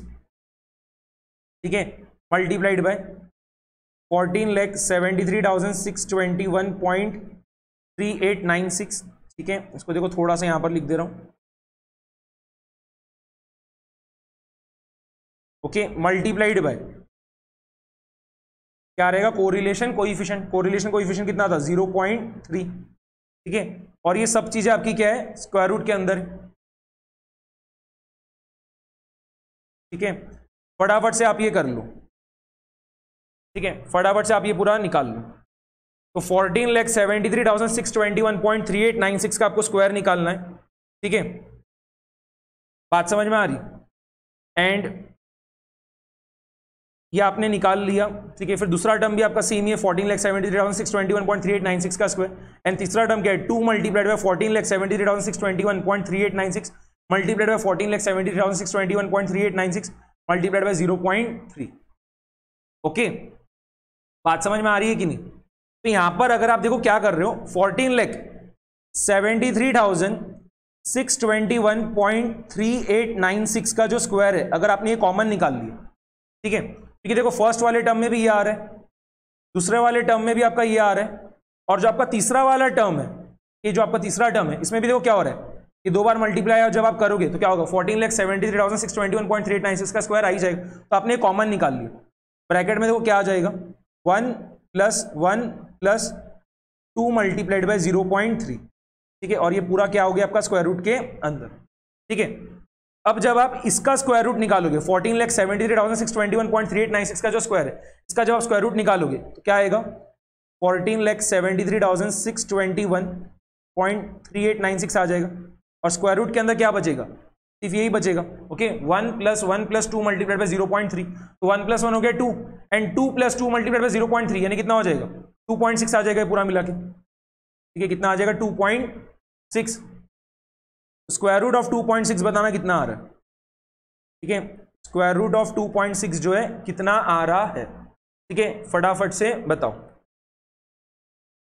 2.6 का हमने स्क्वायर रूट निकाल लिया, और वो जो आ रहा है उसको हमने मल्टीप्लाई कर दिया 14,73,621.3896 से, कितना आ गया, 23,76,143.0933 रुपीज। ओके, बात समझ में आ गई? देख लो दोनों आंसर्स जो है आपके लगभग सेम है, ठीक है। पहले आपने जो निकाला था वो कितना था, 23,76,067.1286 रुपीज, और ये कितना आ रहा है 23,76,143.0933 रुपीज, ठीक है। 19-20 का फर्क है वैसे, ठीक है, कोई ज्यादा फर्क नहीं आया, ठीक है। और वो क्या आप राउंडिंग ऑफ वगैरह जो कर रहे हो उस वजह से फर्क आ रहा है, वरना क्या होगा, एग्जैक्ट सेम आंसर आने वाला है। बात समझ में आ गई? तो आपको जो मर्जी आप वो उससे करके आ सकते हो। ओके, बात समझ में आ गई? हाँ या ना, फटाफट से बताओ, क्लियर हो गया ये चीज, ठीक है। एक और तीसरा तरीका भी दे दे रहा हूं, ठीक है, एक और तीसरा तरीका भी दे दे रहा हूं जिससे आंसर बहुत जल्दी आ जाएगा, ठीक है। एक तीसरा तरीका और दे रहा हूं मैं आपको, ठीक है, पोर्टफोलियो का वैल्यू एट रिस्क निकालने का, ठीक है, उससे आंसर बहुत ही ज्यादा जल्दी आ जाएगा, ठीक है। कैसे देखना, ठीक है, एकदम ध्यान से देखो। ओके, तो value at risk of a portfolio, ठीक है, इसको फाइंड करने का जो है मैं आपको तीसरा तरीका दे रहा हूं, ठीक है। वो तीसरा तरीका क्या है, ध्यान से पूरा देखना। ओके, आप क्या करोगे, देखो वॉलेटिलिटी फाइंड कर लेना, ठीक है, इन रुपीज। इसका जो आपके पोर्टफोलियो में पहली सिक्योरिटी प्रेजेंट है, सिक्योरिटी है, उसका आप क्या करो, वॉलेटिलिटी फाइंड कर लो इन रुपीज, ठीक है, और उसका बाद में आप क्या करो, स्क्वायर कर दो। बात समझ में आ गई? प्लस दूसरा जो सिक्योरिटी प्रेजेंट है आपके पोर्टफोलियो में, उसका भी आप वॉलेटिलिटी फाइंड कर लो रुपीज में, ठीक है, और उसका भी आप क्या करो, बाद में स्क्वायर कर दो। बात समझ में आ रही है ना? ठीक है, तो वॉलेटिलिटी इन रुपीज, ठीक है, ऑफ सिक्योरिटी बी, उसका भी स्क्वायर कर दिया। समझ में आ रहा है? Okay, plus 2 multiplied by volatility in rupees of security A multiplied by volatility in rupees of security B, ठीक है, मल्टीप्लाइड बाय कोरिलेशन कोएफिशिएंट। बात समझ में आ गई? ओके, क्लियर है कि नहीं? यहां तक समझ में आ गया, ठीक है। और ये पूरा की पूरा किस में जाएगा, आपका स्क्वायर रूट में, ठीक है। ये पूरा की पूरा चीज जो आपका किस में जाएगा, स्क्वायर रूट में, ठीक है। ये पूरी जो चीज मैंने अभी लिखी है, ये पूरी की पूरी आपकी किस में जाएगी, स्क्वायर रूट के अंदर चले जाएगी, ठीक है। खत्म नहीं हुआ अभी, और फॉर्मूला आगे है, ठीक है। तो ये आपने क्या करा, ये पूरा की पूरा आपने स्क्वायर रूट में लिख लिया, ठीक है। इसको आपको देखो आप मल्टीप्लाई किससे करना है, ठीक है, इसको आपको मल्टीप्लाई किससे करना है, देखो इसको आपको मल्टीप्लाई करना रहेगा जेड स्कोर से, इसको आपको मल्टीप्लाई करना है जेड स्कोर से, और बाद में और मल्टीप्लाई करना है square root of time period से। बात समझ में आ गई? क्लियर है कि नहीं? ठीक है, वहां पर एक लाइन में पूरा नहीं लिख पाता था, इसके लिए मैंने नीचे लिख दिया ये। पहले आप क्या करोगे, स्क्वायर रूट निकालोगे किस चीज का? ठीक है, पोर्टफोलियो में जो आपकी सिक्योरिटीज प्रेजेंट है, जैसे हमने यहां पर माना पोर्टफोलियो में दो ही सिक्योरिटी प्रेजेंट है, सिक्योरिटी ए और सिक्योरिटी बी। तो आप क्या करना, सिक्योरिटी ए का वॉलेटिलिटी निकाल लेना इन रुपीज और बाद में उसका स्क्वायर कर देना, बाद में सिक्योरिटी बी का वॉलेटिलिटी निकाल लेना इन रुपीज और उसका भी स्क्वायर कर देना, प्लस 2 मल्टीप्लाइड बाय जो आपने सिक्योरिटी ए का वॉलेटिलिटी निकाला इन रुपीज, मल्टीप्लाइड जो आपने सिक्योरिटी बी का वॉलेटिलिटी निकाला इन rupees, multiplied by correlation coefficient between both the securities. ठीक है, और ये पूरे इसका स्क्वायर रूट रहेगा। ओके, बाद में आप क्या करोगे, उसको मल्टीप्लाई कर दोगे जेड स्कोर से और मल्टीप्लाई कर दोगे square root of time period से। ठीक है, तो ये करने पे क्या होगा, आपका पोर्टफोलियो का जो वैल्यू एट रिस्क निकल के आ जाएगा। बात समझ में आ गई? ओके, अब देखना जब हम ये वाला फॉर्मूला यूज में लेंगे तो भी आंसर क्या होगा, सेम ही आएगा। कैसे, देखो। ठीक है, फटाफट से देखना। यहां पर अब हम देखो क्या कर रहे हैं, वॉलेटिलिटी फाइंड कर ले रहे हैं। ठीक है, हमें जो क्वेश्चन दिया था, ठीक है, हमें जो क्वेश्चन दिया था उसमें पोर्टफोलियो में क्या थे, दो सिक्योरिटीज थी, एक था एबीसी लिमिटेड के शेयर्स और एक था एक्सवाईजेड लिमिटेड का शेयर्स। तो हम क्या कर रहे हैं, एबीसी लिमिटेड के शेयर्स का वॉलेटिलिटी निकाल ले रहे हैं रुपीस, और बाद में हम एक्सवाईजेड लिमिटेड के जो शेयर्स है उसका वॉलेटिलिटी निकाल ले रहे हैं रुपीस। ओके, फटाफट से निकालो। ठीक है, volatility in rupees of ABC limited shares कितना रहेगा? वॉलेटिलिटी जो इन रुपीस आप कैसे निकालते हो, कभी भी जितना आपने इन्वेस्टमेंट कर रखा है, ठीक है, उस पर्टिकुलर शेयर्स में मल्टीप्लाइड बाय उसका डेली स्टैंडर्ड डेविएशन। तो आपने कितना इन्वेस्टमेंट कर रखा था, 200 लाख का, 200 लैक्स। ठीक है, अगर आप पूरा लैक्स में वर्किंग कर रहे हो, ठीक है, लेट्स सपोज आप पूरा लैक्स में वर्किंग कर रहे हो, तो 200 मल्टीप्लाइड बाय 1% यानी कितना हो जाएगा, 2। ठीक है, 200 मल्टीप्लाइड बाय 1% करने पे कितना हो गया, 2। वैसे आप वॉलेटिलिटी निकाल लो in rupees of XYZ limited shares. ठीक है, XYZ लिमिटेड के शेयर्स में पूरा मिला कितना इन्वेस्टमेंट किया था, 200 लैक्स का, और उसका भी जो डेली स्टैंडर्ड डेविएशन है कितना, 1%। तो 200 मल्टीप्लाइड बाय 1%, यहां पर भी क्या आ गया, 2। ठीक है, तो अब यहां पर देखना, जब आप वैल्यू एट रिस्क निकालोगे पोर्टफोलियो का, ठीक है, value at risk of mister Jess portfolio जब आप निकालोगे, ठीक है, क्या आएगा देखो, पहले तो स्क्वायर रूट के अंदर 2 स्क्वायर, ठीक है, plus 2 square plus 2 multiplied by 2 multiplied by 2 multiplied by 0.3। ठीक है, ये पूरे इसका स्क्वायर रूट हो गया। स्क्वायर रूट के अंदर क्या आ रहा है आपका, जो एबीसी लिमिटेड के शेयर्स का वॉलेटिलिटी आते हैं रुपीज उसका स्क्वायर, जो आपका XYZ लिमिटेड के शेयर्स का वॉलेटिलिटी आते हैं रुपीज उसका square, plus 2 multiplied by ABC limited के शेयर्स का volatility in rupees, XYZ limited के शेयर्स का volatility in rupees, multiplied by correlation coefficient between both the shares. Okay, multiplied by Z score यहां पर कितना रहेगा, 2.33 रहेगा, क्योंकि हम क्या कर रहे हैं, 99% कॉन्फिडेंस लेवल पे क्या कर रहे हैं, वैल्यू एट रिस्क फाइंड कर रहे हैं, तो मल्टीप्लाई कर दिए 2.33 से, मल्टीप्लाइड बाय क्या होगा, square root of time period. यहां पर आप जो वैल्यू एट रिस्क फाइंड कर रहे हो, कितने दिन के लिए फाइंड करो, 10 दिन का फाइंड करो। ठीक है, क्या होगा, स्क्वायर रूट ऑफ 10।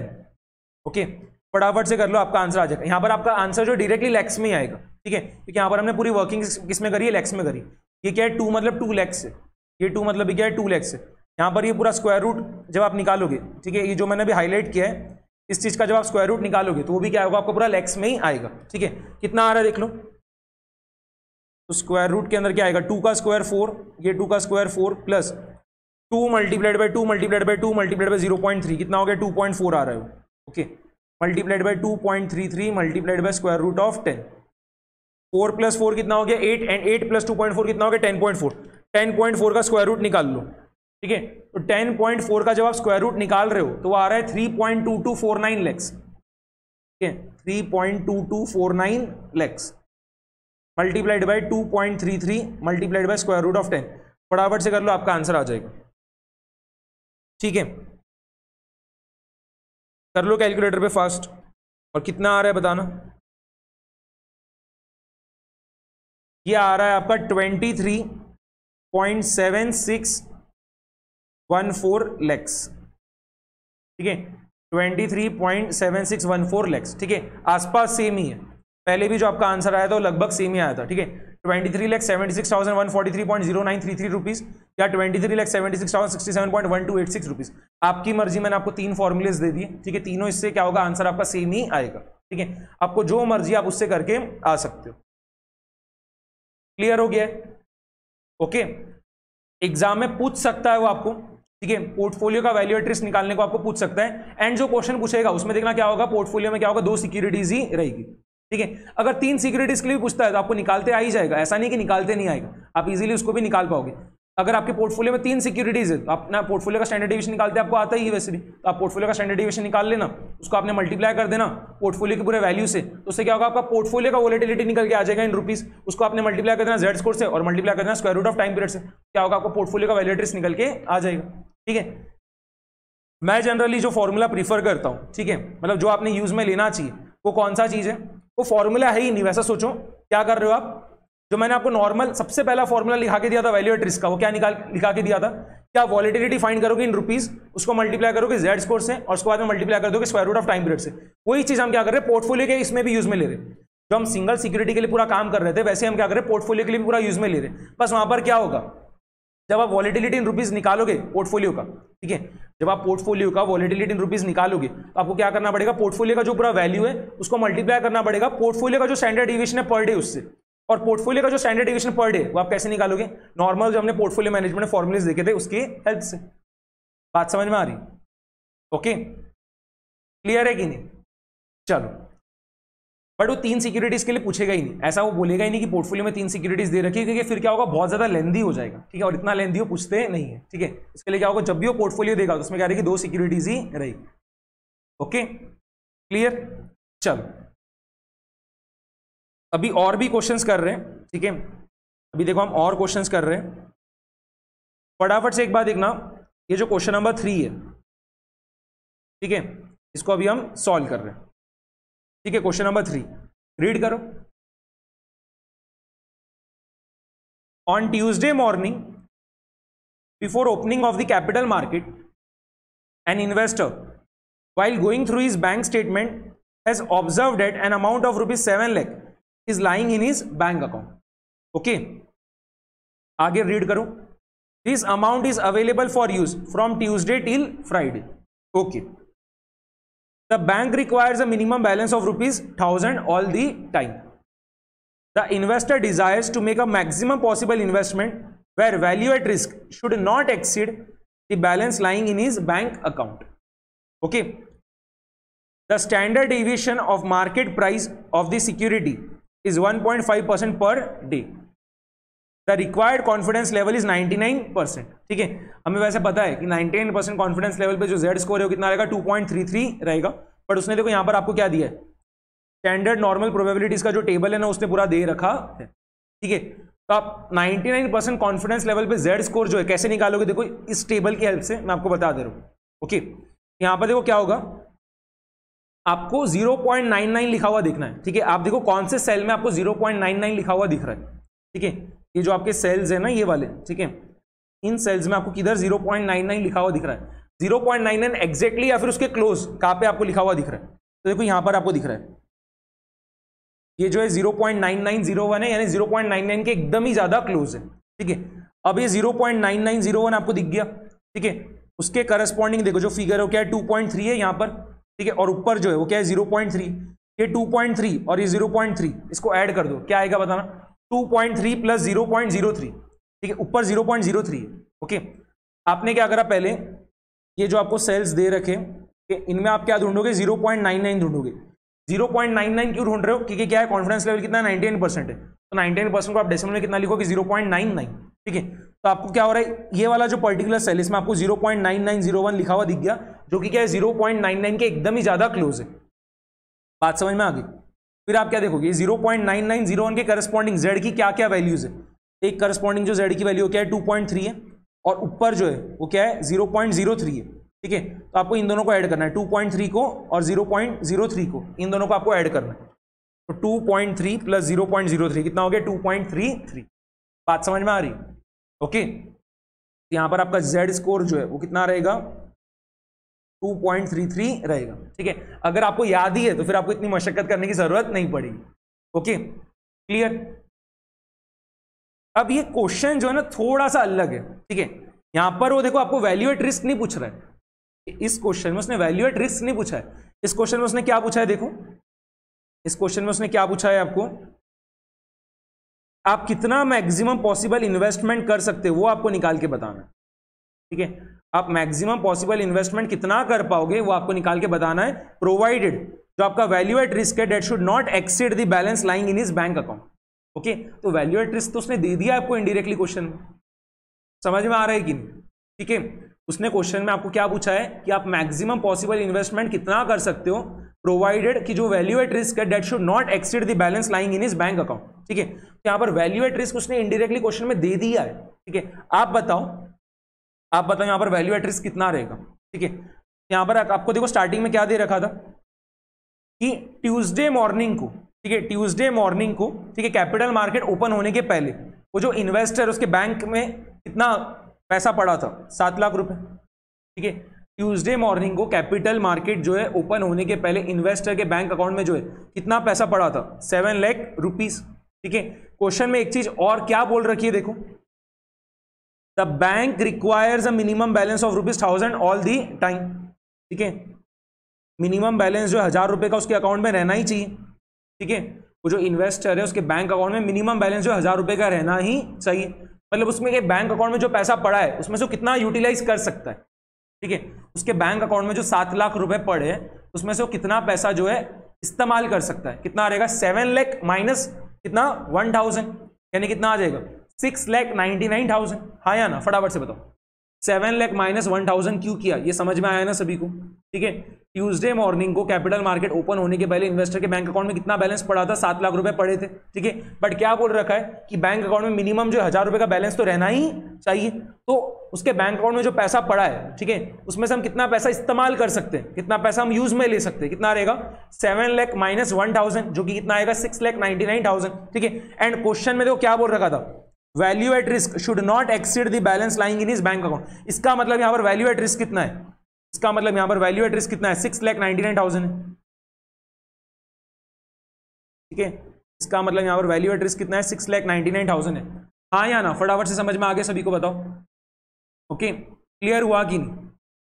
ओके, अब देखना value at risk at 99% confidence level जो है,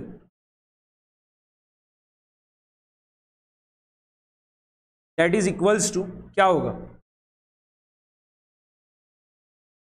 volatility in rupees multiplied by Z score multiplied by square root of time period. ठीक है, यहां पर हमें पता है value at risk at 99% confidence level कितना है, वो हमें पता है कितना है, 6,99,000 है, लिख दो 6,99,000। ओके, वॉलेटिलिटी जो है आप रुपीज में कैसे फाइंड करोगे? ठीक है, आपने जितना भी इन्वेस्टमेंट करा है multiplied by daily standard deviation. Okay, तो यहां पर कितना इन्वेस्टमेंट आपने किया वही तो आपको निकालना है। ठीक है, लेट सपोज करो हमने जो इन्वेस्टमेंट कर रखा है वो क्या है, एक्स।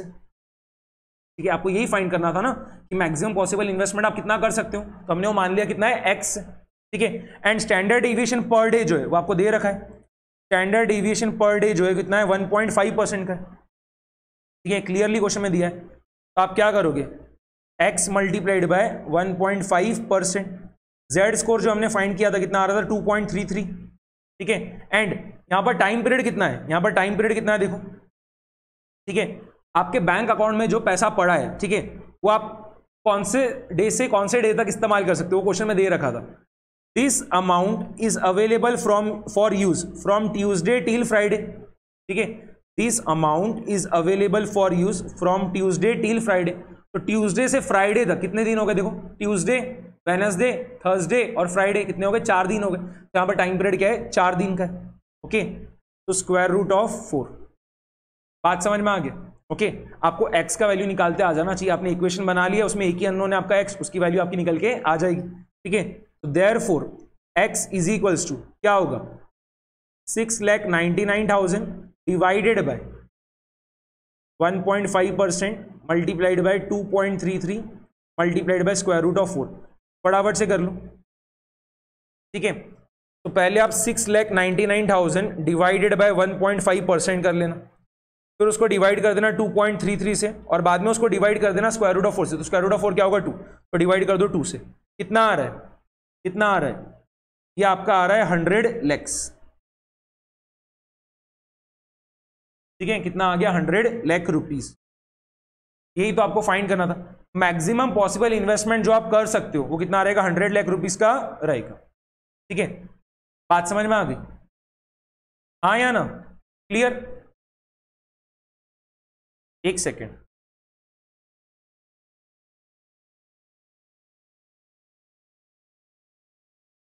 ठीक है, एक सेकेंड, पता नहीं स्क्रीन पूरी ग्रीन की हो गई, एक सेकेंड वेट करो।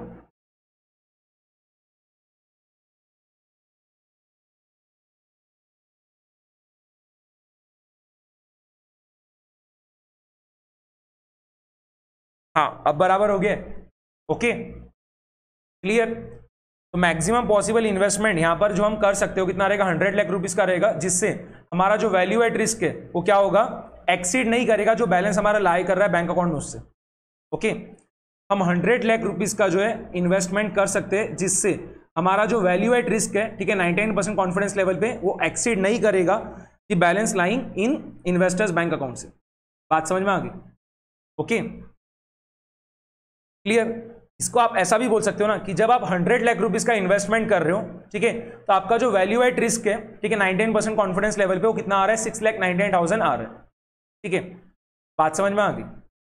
Okay, clear? यहां पर वैल्यू एट रिस्क 6,99,000 क्यों है, सबसे पहले तो आपको वो पता चल जाना चाहिए था। वैल्यू एट रिस्क जो है यहां पर वो 6,99,000 क्यों है, वो आपको समझ में आ जाना चाहिए। कि वही अगर आपको समझ में नहीं आया तो आप क्वेश्चन सॉल्व ही नहीं कर पाओगे। ठीक है, क्वेश्चन में क्लियरली देखो क्या लिख रखा था, value at risk should not exceed the balance lying in his bank account. ठीक है, इसका मतलब ही क्या हो रहा है, जो मैक्सिमम प्रोबेबल लॉस हो सकता है, ठीक है, इन्वेस्टर जो इन्वेस्टमेंट करेगा उसके ऊपर जो उसको मैक्सिमम प्रोबेबल लॉस हो सकता है वो 4 दिन के टाइम पीरियड में, that should not exceed the balance lying in his bank account. ठीक है, एट ए 99% कॉन्फिडेंस लेवल। इसका मतलब ही क्या हो रहा है, जो उसको मैक्सिमम प्रोबेबल लॉस हो सकता है वो कितना रहेगा, 7 लाख माइनस 1,000 का। ठीक है, आप ये नहीं बोल सकते कि 7 लाख रुपए का नुकसान हो सकता है। ठीक है, क्यों नहीं बोल पाओगे आप 7 लाख रुपए, तो क्या होगा, उसके बैंक अकाउंट में मिनिमम 1,000 रुपए तो बैलेंस रहना ही चाहिए। इसके लिए जो मैक्सिमम प्रोबेबल लॉस है वो कितना रहेगा, 7 लाख माइनस 1,000 रहेगा, यानी कितना, 6,99,000। बात समझ में आ गई? ओके, क्लियर है कि नहीं? चलो, यहां पर हमने क्वेश्चन नंबर 3 जो है पूरा सॉल्व कर लिया। अभी हम देखो क्या कर रहे हैं, क्वेश्चन नंबर 2 सॉल्व कर रहे हैं। ठीक है, क्वेश्चन नंबर 2, ये वाला क्वेश्चन जो अभी हम सॉल्व कर रहे हैं ये एग्जाम में 8 मार्क्स के लिए टेस्ट किया गया था। ठीक है, एंड अभी हमने जैसे क्वेश्चन नंबर 3 सॉल्व किया था ना, उसके जैसा ही है आपका क्वेश्चन नंबर 2। ठीक है, उसके जैसा ही है क्वेश्चन नंबर 2। ओके, फटाफट से रीड करो। Mister bull is a rational risk taker, he takes his position in a single stock for 4 days in a week. Okay, he does not take a position on Friday to avoid weekend effect and takes position only on 4 days in a week, that is Monday to Thursday.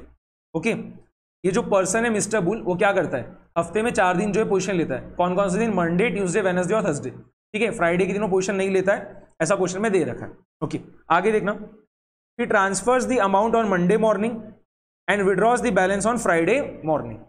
Okay, he desires to make a maximum investment where value at risk should not exceed the balance lying in his bank account.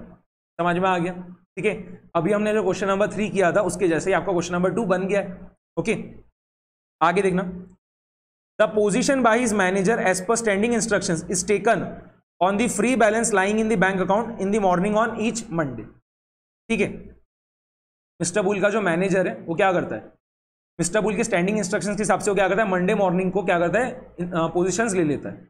Okay, जितना भी उसके bank account में free balance लाई कर रहा है, ठीक है, जितना भी उसके बैंक अकाउंट में मतलब आइडल बैलेंस पड़ा है उसको क्या करता है, वो उससे पोजीशंस ले लेता है मंडे मॉर्निंग को। ओके, वही लिखा है ना, देखो, the position by his manager as per standing instruction is taken on the free balance lying in the bank account in the morning on each Monday. बात समझ में आ गई? Okay, on Monday morning before opening of the capital market he has transferred an amount of ₹11 crore to his bank account. Mister Bull ने क्या करा, ठीक है, मंडे मॉर्निंग को कैपिटल मार्केट ओपन होने के पहले ही क्या करा, उसके बैंक अकाउंट में 11 करोड़ रुपए जो है क्या करे, ट्रांसफर कर दी। ठीक है, कितने, 11 करोड़ रुपीज। ओके, आगे देखना, a fixed deposit also matured on this Monday, the maturity amount of ₹63,40,560 was also credited to his account by the bank in the morning of the Monday. ठीक है, हम ऐसा मान रहे हैं कि कैपिटल मार्केट ओपन होने के पहले ही, ठीक है, ये फिक्स डिपॉजिट जो मैच्योर हुई है उसका 63,42,560 रुपए भी क्या हुआ, उसके बैंक अकाउंट में जमा हो चुका है। बात समझ में आ गई? Okay. However mister bull received the intimation of the same in the evening. Okay, the bank needs a minimum balance of ₹1000 all the time. The value of Z score at the required confidence level of 99% is 2.3। Okay, यहां पर Z score उसने already आपको दे रखा है। और question में एक चीज और क्या बोल रखी कि बैंक अकाउंट में जो मिनिमम बैलेंस हो कितना रहना चाहिए, 1000 रुपए का रहना चाहिए ऑल दी टाइम। ओके, आगे देखना, the other information with respect to stocks X and Y which are under consideration for this week is as under. ठीक है, तो आपको जो है स्टॉक X का रिटर्न एंड उसका रिस्पेक्टिव प्रोबेबिलिटीज दे रखा है, एंड सेम आपको स्टॉक Y का रिटर्न और उसका रिस्पेक्टिव प्रोबेबिलिटीज दे रखा है। Okay, you are required to recommend a single stock where maximum investment can be made. आपको बताना है स्टॉक X या स्टॉक Y उसमें से कौन से स्टॉक में मिस्टर बुल ने जो है पोजीशन लेना चाहिए। ठीक है, कौन से स्टॉक में मैक्सिमम इन्वेस्टमेंट कर पाएगा। ठीक है, जिससे उसका जो वैल्यू एट रिस्क है वो एक्सीड नहीं करेगा the balance lying in is bank account से। ओके, यहां पर भी वही बोल रखा था ना कि वैल्यू एट रिस्क जो should not exceed the balance lying in is bank account. Okay, बात समझ में आ रही है? और क्लियरली यहां पर बोल रखा है क्वेश्चन में कि वो जो पर्सन है मिस्टर बुल वो क्या कर रहा है, सिर्फ एक ही सिक्योरिटी में पोजीशन लेता है। ठीक है, क्लियरली लिख रखा था, देखो, he takes his position in a single stock। ठीक है, और सिर्फ 4 ही दिन के लिए लेता है पोजीशन, वो भी बोल रखा है। ठीक है, तो टाइम पीरियड कितना है, 4 डेज का। ओके, यहां पर सबसे इंपॉर्टेंट ये चीज है कि वैल्यू एट रिस्क यहां पर कितना रहेगा, वैल्यू एट रिस्क जो है यहां पर कितना रहेगा। ठीक है, तो आपको ये जो चीज दिया था कि वैल्यू एट रिस्क जो है should not exceed the balance lying in his bank account, इससे आपका वैल्यू एट रिस्क जो है निकल के आ जाएगा। ठीक है, कितना रहेगा बताना। तो मंडे मॉर्निंग को कैपिटल मार्केट ओपन होने के पहले ही क्या करा था मिस्टर बुल ने, 11 करोड़ रुपए जो उसके बैंक अकाउंट में ट्रांसफर किए थे। ठीक है, तो 11 करोड़ रुपए जो उसके बैंक अकाउंट में आ चुके हैं। इसके अलावा मंडे मॉर्निंग को क्या हुआ था, जो फिक्स डिपॉजिट मैच्योर हुई थी उसका भी पैसा जो है उसके बैंक अकाउंट में जमा हो चुका था मंडे मॉर्निंग को ही। कितना, 63,40,560 रुपीज उसके बैंक अकाउंट में पूरा मिला। कितना पैसा हो गया, 11 करोड़ प्लस 63,42,560 रुपए। ठीक है, 11 करोड़ प्लस 63,40,560 रुपीज। ओके, तो पूरा मिला के उसके बैंक अकाउंट में कितना बैलेंस हो जाएगा बताना। पूरा मिला के मंडे मॉर्निंग को कैपिटल मार्केट ओपन होने के पहले उसके बैंक अकाउंट में कितना बैलेंस हो जाएगा, 11 करोड़ 63,40,560 रुपीज। ठीक है, बट क्वेश्चन में एक चीज क्या बोल रखा है कि बैंक अकाउंट में जो है मिनिमम 1000 रुपए का बैलेंस हर बार रहना ही चाहिए। ठीक है, इसका मतलब यहां पर जो मैक्सिमम प्रोबेबल लॉस हो सकता है यहां पर इन्वेस्टर को, ठीक है, मिस्टर बुल को जो मैक्सिमम प्रोबेबल लॉस हो सकता है जो इन्वेस्टमेंट करेगा, ठीक है, वो जो भी इन्वेस्टमेंट करेगा, ठीक है, उसके बाद उसको मैक्सिमम प्रोबेबल लॉस हो सकता है वो कितना रहेगा, 11 करोड़ 63,40,560 माइनस 1000। आया ना? ठीक है, 11 करोड़ 63,40,560 माइनस 1000 जो कि कितना आएगा, 11 करोड़ 63,41,560। ठीक है, यहां पर वैल्यू एट रिस्क कितना है, 11 करोड़ 63,41,560 रुपए। बात समझ में आ गया? ठीक है, 11 करोड़ 63,41,560 रुपीज। ठीक है, अब आपका वैल्यू एट रिस्क आ गया है तो आप इजीली जो है मैक्सिमम पॉसिबल इन्वेस्टमेंट जो आप कर सकते हो, ठीक है, यहां पर सिक्योरिटी एक्स में और सिक्योरिटी वाई में वो आप निकाल पाओगे। बट उसके लिए आपको एक जो चीज लगेगी वो क्या रहेगा, आपको सिक्योरिटी एक्स का जो स्टैंडर्ड डिवीजन पता रहना चाहिए और सिक्योरिटी वाई का भी आपको स्टैंडर्ड डिवीजन पता रहना चाहिए। और आपको स्टैंडर्ड डिवीजन दिया नहीं है डायरेक्टली, आपको निकालना पड़ेगा। तो बस वही वाली थोड़ी मेहनत है, बाकी क्वेश्चन जो है बहुत ही ज्यादा सिंपल था। ओके, चलो फटाफट से इसको हम कर रहे हैं। ठीक है, तो पहले हम सिक्योरिटी एक्स जो है उसका स्टैंडर्ड डिवीजन निकाल रहे हैं और बाद में हम सिक्योरिटी वाई का स्टैंडर्ड डिवीजन निकालेंगे। ठीक है,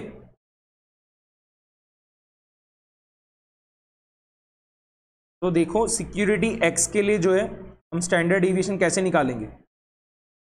आपको रिटर्न दे रखा है, ठीक है, रिटर्न को हम डिनोट कर रहे हैं कैपिटल आर से, एंड आपको प्रोबेबिलिटीज दे रखी है उसको हम डिनोट कर रहे हैं कैपिटल पी से। ठीक है, या स्मॉल पी से भी आप डिनोट कर सकते हो, आपकी मर्जी, जो ऐसा करना है वैसा डिनोट कर देना। ओके, रिटर्न क्या क्या दे रखा है देखो, 6, 7, 8, 9, 10। ठीक है, और उनकी जो रिस्पेक्टिव प्रोबेबिलिटीज है वो भी आपको दे रखी है। ओके, क्या क्या प्रोबेबिलिटीज है, 0.1, 0.25, उसके बाद है 0.30, ठीक है। इसके बाद देखना क्या है 0.25 और 0.10। बात समझ में आ गई, ठीक है। यहां पर आप मुझे बताना आप एक्सपेक्टेड रिटर्न जो है कैसे निकालोगे, एक्सपेक्टेड रिटर्न, ठीक है। Summation of P multiplied by x करके, यहां पर देखो हम क्या कर रहे हैं फटाफट से P multiplied by X, P multiplied by R जो है, ठीक है। Summation of probability multiplied by return, ये करके क्या होगा आपका एक्सपेक्टेड रिटर्न जो है निकल के आ जाएगा, ठीक है। तो पी मल्टीप्लाइड बाय आर जो है उसकी वैल्यू देखो अभी हम क्या कर रहे हैं फाइंड कर रहे हैं, पी मल्टीप्लाइड बाय आर जो उसकी वैल्यू हम क्या कर रहे हैं फाइंड कर रहे हैं, क्या क्या आएगा बताना। तो 6 मल्टीप्लाइड बाय 0.1 कितना हो जाएगा 0.6, देन 7 मल्टीप्लाइड बाय 0.25, फटाफट कर दे जाओ, 7 मल्टीप्लाइड बाय 0.25 कितना हो गया 1.75। उसके बाद 8 मल्टीप्लाइड बाय 0.3, ये कितना हो जाएगा 2.4, देन 9 मल्टीप्लाइड बाय 0.25, ये आ रहा है 2.25। उसके बाद 10 मल्टीप्लाइड बाय 0.1, ये आ जाएगा 1, ओके। ऐड कर लूं, summation of P multiplied by R जो है कितना आ रहा है देख लो, ऐड कर लेना फटाफट से, 0.6 प्लस 1.75 प्लस 2.4 प्लस 2.25 प्लस 1, कितना आ गया 8 आ रहा है। बात समझ में आ गया, ठीक है। Summation of P multiplied by R जो है वो कितना आ रहा है 8 आ रहा है, ठीक है। यहां पर एक्सपेक्टेड रिटर्न कितना हो गया 8% हो गया, एक्सपेक्टेड रिटर्न कितना हो गया 8%, ठीक है। अब देखो यहां पर हम क्या कर रहे हैं आर माइनस आर बार जो है, ठीक है, उसका हम क्या कर रहे हैं कॉलम बना रहे हैं, ठीक है। यहां पर आपका जो एक्सपेक्टेड रिटर्न है उसको हम क्या कर रहे हैं आर बार से डिनोट कर रहे हैं, ठीक है। आर बार जो है कितना आया 8% आया, ओके। तो आर माइनस आर बार बताना कितना आएगा फटाफट से, तो 6 माइनस 8 जो है कितना हो गया -2। उसके बाद में 7 माइनस 8 कितना हो गया -1, 8 माइनस 8 कितना हो गया 0, 9 माइनस 8 कितना हो गया 1 और 10 माइनस 8 कितना हो गया 2, ठीक है। अब हम देखो क्या कर रहे हैं आर माइनस आर बार का होल स्क्वायर जो है ना वो हम निकाल रहे हैं, ठीक है। आर माइनस आर बार का होल स्क्वायर, ओके। तो कितना कितना आएगा -2 का स्क्वायर हो गया 4, -1 का स्क्वायर हो जाएगा 1, 0 का स्क्वायर 0, 1 का स्क्वायर 1 और 2 का स्क्वायर 4, ठीक है।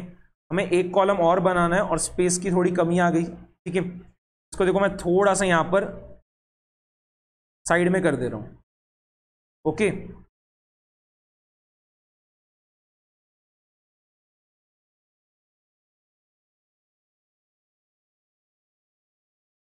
चलो यहां पर हम देखो एक और कॉलम बना रहे हैं P multiplied by R minus R bar का होल स्क्वायर, ठीक है। क्योंकि देखो स्टैंडर्ड डिविएशन कैसे निकलेगा, यहां पर स्टैंडर्ड डिविएशन कैसे निकलेगा, स्क्वायर रूट के अंदर summation of P multiplied by R minus R bar का होल स्क्वायर, ठीक है।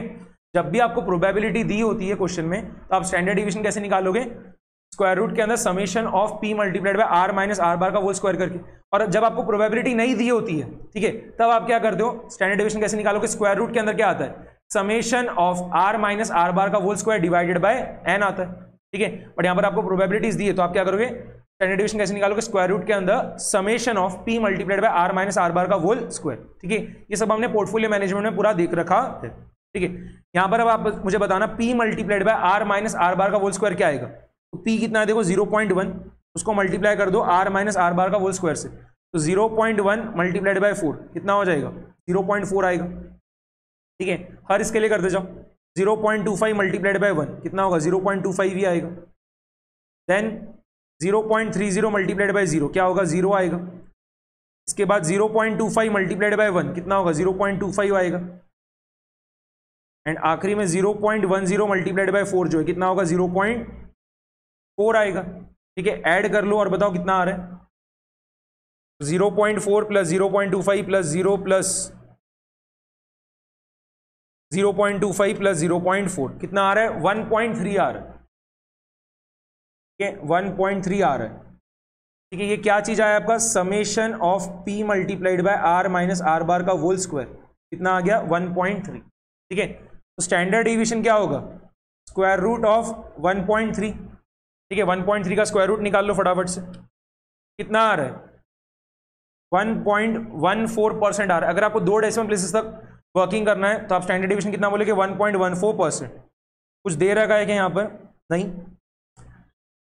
हम क्या कर रहे हैं, देखो 4 डेसिमल प्लेसेस तक वर्किंग कर ले रहे हैं, ठीक है। सेफर साइड के लिए हम क्या करें, 4 डेसिमल प्लेसेस तक वर्किंग कर ले रहे हैं। यहाँ पर स्टैंडर्ड डिवीजन कितना आ जाएगा आपका फिर 1.1402%, ठीक है। ये आपका स्टैंडर्ड डिवीजन आ गया सिक्योरिटी एक्स का, ठीक है। और ये स्टैंडर्ड डिवीजन आपका पर डे आया है, ये आपका स्टैंडर्ड डिवीजन क्या आया है, पर डे का आ गया। बात समझ में आ गई, हाँ या ना, ओके। तो यहां पर हम देखो सबसे पहले ये निकाल लेते हैं कि अगर वो पर्सन जो है मिस्टर बुल, अगर वो सिक्योरिटी एक्स में अपना पोजीशन लेता है तो सिक्योरिटी एक्स में वो कितना मैक्सिमम पॉसिबल इन्वेस्टमेंट कर पाएगा, प्रोवाइडेड उसका वैल्यू एट रिस्क जो है वो कितना रहने वाला है फिर 11,63,41,560, ठीक है। अगर मिस्टर बुल जो है सिक्योरिटी एक्स में पोजीशन ले रहा है तो मैक्सिमम पॉसिबल इन्वेस्टमेंट कितना कर पाएगा, प्रोवाइडेड उसका जो वैल्यू एट रिस्क है 99% कॉन्फिडेंस लेवल वो कितना रहेगा, 11,63,41,560 रुपीज, ठीक है। तो आपको ये चीज तो पता ही है कि वैल्यू एट रिस्क जो आप फाइंड करते हो उसका फॉर्मूला क्या होता है, value at risk at 99% confidence level जो है, ठीक है, वो क्या रहेगा बताना, वॉलेटिलिटी इन रुपीज, ठीक है, volatility in rupees multiplied by Z score, ठीक है। 99% कॉन्फिडेंस लेवल पे जेड स्कोर क्या रहेगा, वो multiplied by square root of time period, okay. यहां पर value at risk at 98% confidence level कितना है, 11,63,41,560 रुपीज। वॉलेटिलिटी इन रुपीज कैसे फाइंड करोगे, आप जो इन्वेस्टमेंट करोगे, ठीक है, जो भी सिक्योरिटी में आप पोजीशन ले रहे हो उसमें आप जो भी इन्वेस्टमेंट करोगे मल्टीप्लाइड बाय उस सिक्योरिटी का जो स्टैंडर्ड डिवीजन पर डे है वो, ठीक है। तो यहां पर आपको यही तो नहीं पता कि आप कितना इन्वेस्टमेंट करोगे, ठीक है, तो उसको आपने मान लिया एक्स, आप सिक्योरिटी एक्स में जो मैक्सिमम पॉसिबल इन्वेस्टमेंट कर पाओगे उसको आपने क्या मान लिया, स्मॉल एक्स मान लिया, ठीक है। And standard deviation per day जो है कितना आया आपका, 1.1402% आया, ठीक है, 1.1402% आया, मल्टीप्लाइड बाय जेड स्कोर कितना रहेगा, 2.33 रहेगा। एंड टाइम पीरियड क्या है यहाँ पर 4 डेज का, तो क्या हो गया स्क्वायर रूट ऑफ 4। यहाँ पर बताना एक्स का वैल्यू क्या आ जाएगा, 11,63,41,560 डिवाइडेड बाय 1.1402 था ये, 1.1402%, ओके, 1.1402%, ठीक है। 11,63,41,560 divided by 1.1402% multiplied by 2.33 multiplied by square root of 4। फटाफट से बताओ ये कितना आ रहा है, कैलकुलेटर पे कर लो। 11,63,41,560 divided by 1.1402% divided by 2.33 divided by square root of 4, तो स्क्वायर रूट ऑफ 4 क्या होगा 2, तो डिवाइडेड बाय 2 कितना आ रहा है, बहुत ही बड़ा सा कोई फिगर आ रहा है, ठीक है। देखो मैं लिख रहा हूं यहां पर 218,96,15,857, ठीक है। अगर हम नियरेस्ट इंटीजर में राउंड ऑफ कर रहे हैं तो ये आ रहा है 218,96,15,857, ठीक है। क्या बोलोगे इसको आप,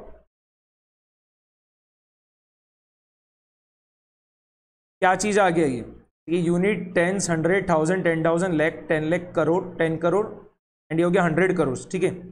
तो 218 करोड़ 96,15,857 रुपीज, ठीक है। 218 करोड़ 91,15,857 रुपए, ठीक है। 218 करोड़ 96,15,857 रुपीज, ठीक है। अगर आप सिक्योरिटी एक्स में पोजीशन लेते हो तो उस केस में आप जो मैक्सिमम पॉसिबल इन्वेस्टमेंट कर पाओगे वो कितना रहेगा, 218 करोड़ 96,15,857 रुपीज का, ओके, क्लियर। अब हम क्या करेंगे, पूरा सिक्योरिटी वाई के लिए भी कर लेंगे, ठीक है। सिक्योरिटी वाई के लिए देखो अब हम पूरा काम कर रहे हैं, जैसा हमने सिक्योरिटी एक्स के लिए किया वैसे ही पूरा आपको क्या करना है, सिक्योरिटी वाई के लिए काम करना है, ठीक है। सबसे पहले हम क्या करेंगे, सिक्योरिटी वाई जो है उसका स्टैंडर्ड डिविएशन निकालेंगे,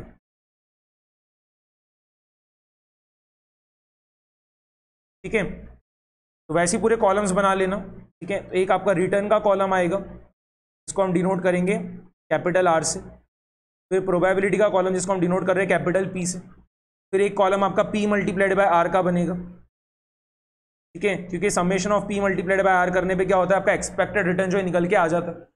फिर एक कॉलम हम बनाएंगे R माइनस आर बार का, फिर एक रहेगा R माइनस आर बार का होल स्क्वायर का, और एक आखिरी रहेगा P multiplied by R minus R bar का whole square. Okay, P multiplied by R minus R bar का होल स्क्वायर, ठीक है कि नहीं। फटाफट से देख लो, यहां पर आपको रिटर्न्स क्या दे रखे सिक्योरिटी वाई के, 4, 6, 8, 10, 12, ठीक है, 4, 6, 8, 10, 12, 4, 6, 8, 10, 12, एंड रिस्पेक्टिव प्रोबेबिलिटीज देखो क्या क्या दे रखी है, 0.1, 0.2, 0.4, 0.2, 0.1, 0.1, 0.2, 0.4, 0.2, 0.1, यही है ना।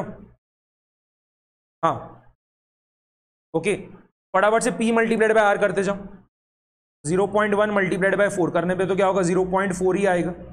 देन 6 मल्टीप्लाइड बाय 0.2 करने पे 1.2 आएगा, 8 मल्टीप्लाइड बाय 0.4 करने पे 3.2 आएगा, 10 मल्टीप्लाइड बाय 0.2 करने पे 2 आएगा, एंड 12 मल्टीप्लाइड बाय 0.1 करने पे 1.2 आएगा, ठीक है। इसका एडिशन कर लो फटाफट से, 0.4 प्लस 1.2 प्लस 3.2 प्लस 2 प्लस 1.2, ये भी कितना आ रहा है, 8% ही आ रहा है, ठीक है।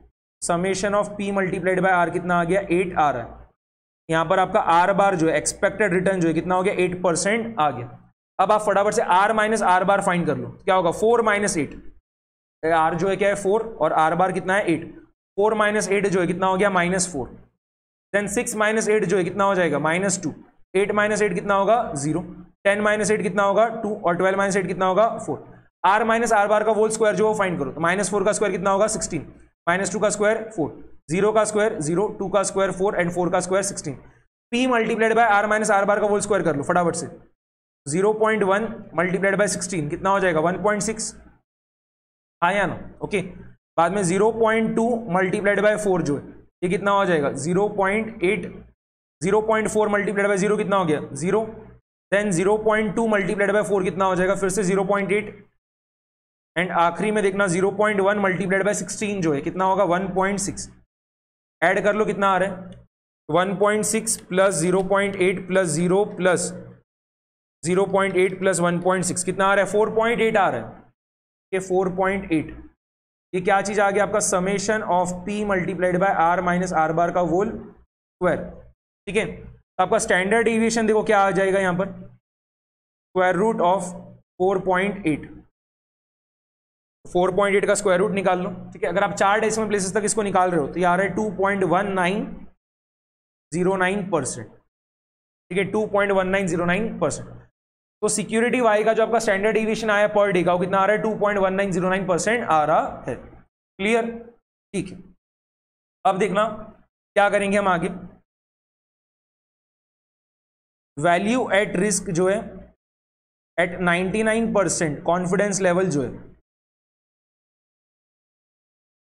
ठीक है, वो तो वैसे ही निकलेगा, सेम फॉर्मूला यूज मिलेंगे, वॉलेटिलिटी इन रुपीज, ठीक है, मतलब वॉलेटिलिटी इन रुपीज जो है किसका है, सिक्योरिटी वाई का है, multiplied by Z score at 99% confidence level multiplied by square root of time period, ठीक है। सिक्योरिटी वाई के केस में भी value at risk at 99% confidence level कितना रहेगा, सेम वही 11 crore 63 lakh 41,560, okay, is equals to, आप वॉलेटिलिटी इन रुपीज कैसे फाइंड करोगे सिक्योरिटी वाई का, जितना आप मैक्सिमम पॉसिबल इन्वेस्टमेंट कर सकते हो सिक्योरिटी वाई में multiplied by standard deviation per day of security Y. तो हमें पता नहीं ना मैक्सिमम पॉसिबल इन्वेस्टमेंट आप कितना कर पाओगे सिक्योरिटी वाई में, तो लेट्स सपोज करो क्या है, स्मॉल वाई है and multiplied by standard deviation per day जो कितना आया था आपका सिक्योरिटी वाई का, 2.1909%, ठीक है। जेड स्कोर 99% कॉन्फिडेंस लेवल पे कितना रहेगा, 2.33 रहेगा, एंड टाइम पीरियड कितना है 4 डेज का, तो क्या होगा स्क्वायर रूट ऑफ 4। यहां पर देखो आपका वाई का वैल्यू जो है कितना आएगा, 11 crore 63 lakh 41,560 divided by 2.1909% multiplied by 2.33 multiplied by square root of 4, ठीक है। फटाफट से कर लो और बताओ y का वैल्यू कितना आ रहा है,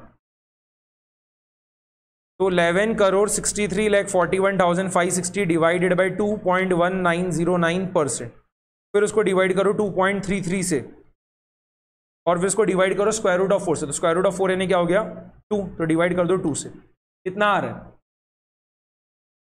113 करोड़ 95 lakhs 31,699, ठीक है। अगर आप नियरेस्ट इंटीजर में राउंडिंग ऑफ कर रहे हो तो ये आ रहा है 113 करोड़ 95 लाख 31,699 रुपीज, ठीक है। तो अगर आप सिक्योरिटी वाई में पोजीशन लेते हो, आप यानी मिस्टर बुल, ठीक है, वो जो पर्सन था मिस्टर बुल, अगर वो सिक्योरिटी वाई में पोजीशन लेता है मंडे मॉर्निंग को, ठीक है, तो मैक्सिमम पॉसिबल इन्वेस्टमेंट जो कितना कर पाएगा सिक्योरिटी वाई में 113 करोड़ 95 लाख 31,699 रुपीज का, ओके। और वही अगर वो सिक्योरिटी एक्स में पोजीशन लेता है तो सिक्योरिटी एक्स में वो मैक्सिमम पॉसिबल इन्वेस्टमेंट कितने का कर पाएगा 218 करोड़ 96 लाख 15,857 रुपीज का। तो कापर जो है इन्वेस्टमेंट ज्यादा कर पाएगा, सिक्योरिटी एक्स में जो है ज्यादा का इन्वेस्टमेंट कर पाएगा, ठीक है। उसने तो वही पूछा था ना आपको क्वेश्चन में, you are required to recommend a single stock where maximum investment can be made, ठीक है। तो सिक्योरिटी एक्स को हम रिकमेंड करेंगे, ठीक है। सिक्योरिटी एक्स जो है, ठीक है, is recommended because maximum investment can be made in it as compared to security Y। बात समझ में आ रही? उसने क्लियरली क्वेश्चन में आपको बोला था you are required to recommend a single stock where maximum investment can be made. Maximum investment जो सिक्योरिटी एक्स में हो पा रही थी as compare to security Y, इस वजह से हम क्या कर रहे हैं सिक्योरिटी एक्स को रिकमेंड कर रहे हैं। हम मिस्टर बुल को बोलेंगे कि अगर आपको मैक्सिमम इन्वेस्टमेंट करना है तो आपने सिक्योरिटी एक्स में पोजीशन लेना चाहिए। बात समझ में आ गई? ओके, तो जैसा हमने क्वेश्चन नंबर 3 किया था यहाँ पर, ठीक है, जैसा हमने क्वेश्चन नंबर 3 किया था वैसा ही है क्वेश्चन नंबर 2, ये कोई बहुत अलग नहीं है। बस क्या था यहाँ पर क्वेश्चन नंबर 3 में आपको स्टैंडर्ड डेविएशन ऑलरेडी दे रखा था 1.5% पर डे का, ठीक है। और यहां पर क्या है क्वेश्चन नंबर 2 में आपको स्टैंडर्ड डेविएशन खुद से निकालना पड़ रहा था, सिक्योरिटी एक्स का भी और सिक्योरिटी वाई का भी, ठीक है। और यहां पर दो स्क्रिप्ट्स थी, सिक्योरिटी एक्स और सिक्योरिटी वाई। तो आपको सिक्योरिटी एक्स के लिए भी मैक्सिमम पॉसिबल इन्वेस्टमेंट निकाल के बताना था और सिक्योरिटी वाई के लिए मैक्सिमम पॉसिबल इन्वेस्टमेंट निकाल के बताना था। इसके लिए क्या करा था उन्होंने, ये वाला क्वेश्चन 8 मार्क के लिए पूछा था, ठीक है। ये क्वेश्चन जब पूछा था May 23 पेपर में तो ये 8 मार्क्स के लिए आया था। और जिनका ये November 20 पेपर का क्वेश्चन उन्होंने करके गया होगा, ठीक है, ये जो क्वेश्चन नंबर 3 है ये भी पास्ट ईयर पेपर में पूछा गया था November 20 में, ठीक है, जब ये 4 मार्क्स के लिए पूछा गया था। जिन्होंने भी ये वाला क्वेश्चन सॉल्व करके गया होगा, ठीक है, उनको तो इजीली ये वाला क्वेश्चन जम ही गया था। बात समझ में आ गई? ओके, क्लियर है कि नहीं? और ये जो प्रैक्टिकल क्वेश्चन नंबर 1 है, ठीक है, ये कॉपी पेस्ट है, ठीक है, फिगर्स के साथ, जो अभी हमने क्वेश्चन नंबर 4 किया था, ठीक है। ये भी देखो पास्ट ईयर पेपर का ही क्वेश्चन है, November 19 पेपर का क्वेश्चन है, ठीक है, November 19 पेपर का क्वेश्चन है ये भी 4 मार्क्स के लिए पूछा गया था। एंड प्रैक्टिकल प्रॉब्लम 1 जो है वो फिगर्स के साथ आपका मैच करेगा, ठीक है। ये भी हमारा सॉल्व हो चुका है। Okay, clear? तो हमने जितने भी क्वेश्चंस थे, numerical questions the value at risk के, हमने पूरे कंप्लीट कर लिए, ठीक है। एक बार देखो अब हम क्या कर रहे हैं, जो थियरी क्वेश्चंस पूछ सकते हो वैल्यू एट रिस्क का, वो भी मैं आपको क्या कर रहा हूं फटाफट से एक बार बता दे रहा हूं, ठीक है। तो वैल्यू एट रिस्क मतलब क्या होता है वो तो हमने पूरा देख ही लिया, ठीक है। वही उसने स्टार्टिंग वाले पैराग्राफ में दे रखा है कि वैल्यू एट रिस्क जो है वो क्या है, is a measure of risk of investment, ठीक है। वो ये बताता है कि हम नॉर्मल मार्केट कंडीशंस में जो है कितना अमाउंट लूज कर सकते हैं, जो हमने इन्वेस्टमेंट कर रखा है उसमें हम कितना अमाउंट लूज कर सकते हैं। ओके, बात समझ में आ रही? और इन्वेस्टमेंट जो हम पोर्टफोलियो में भी कर सकते हैं, ठीक है। इसके अलावा हम क्या कर सकते हैं, कोई कैपिटल इन्वेस्टमेंट भी कर सकते हैं या फिर हम फॉरेन एक्सचेंज वगैरह में भी इन्वेस्टमेंट कर सकते हैं, ठीक है। ऐसा कोई जरूरी नहीं कि स्टॉक मार्केट में हमने इन्वेस्टमेंट करना चाहिए वगैरह, ठीक है। आप जो है दूसरी जगह भी इन्वेस्टमेंट कर पाओगे। तो this investment can be a portfolio, capital investment और फॉरेन एक्सचेंज एटसेट्रा, ठीक है। वैल्यू एट रिस्क जो है वो क्या कर रहा है, दो बेसिक क्वेश्चन का आंसर कर रहे हैं कि वर्स्ट सिनेरियो क्या हो सकता है और वो वर्स्ट सिनेरियो में हम मैक्सिमम कितना अमाउंट लूज कर सकते हैं हमारे इन्वेस्टमेंट पे। What is worst case scenario and what will be the loss, ठीक है। बात समझ में आ गई? हाँ या ना? क्लियर है ये चीज? इसके बाद वो क्या लिख रखा है, it was first applied in 1922 in New York stock exchange, entered the financial world in 1990s and become world's most widely used measure of financial risk।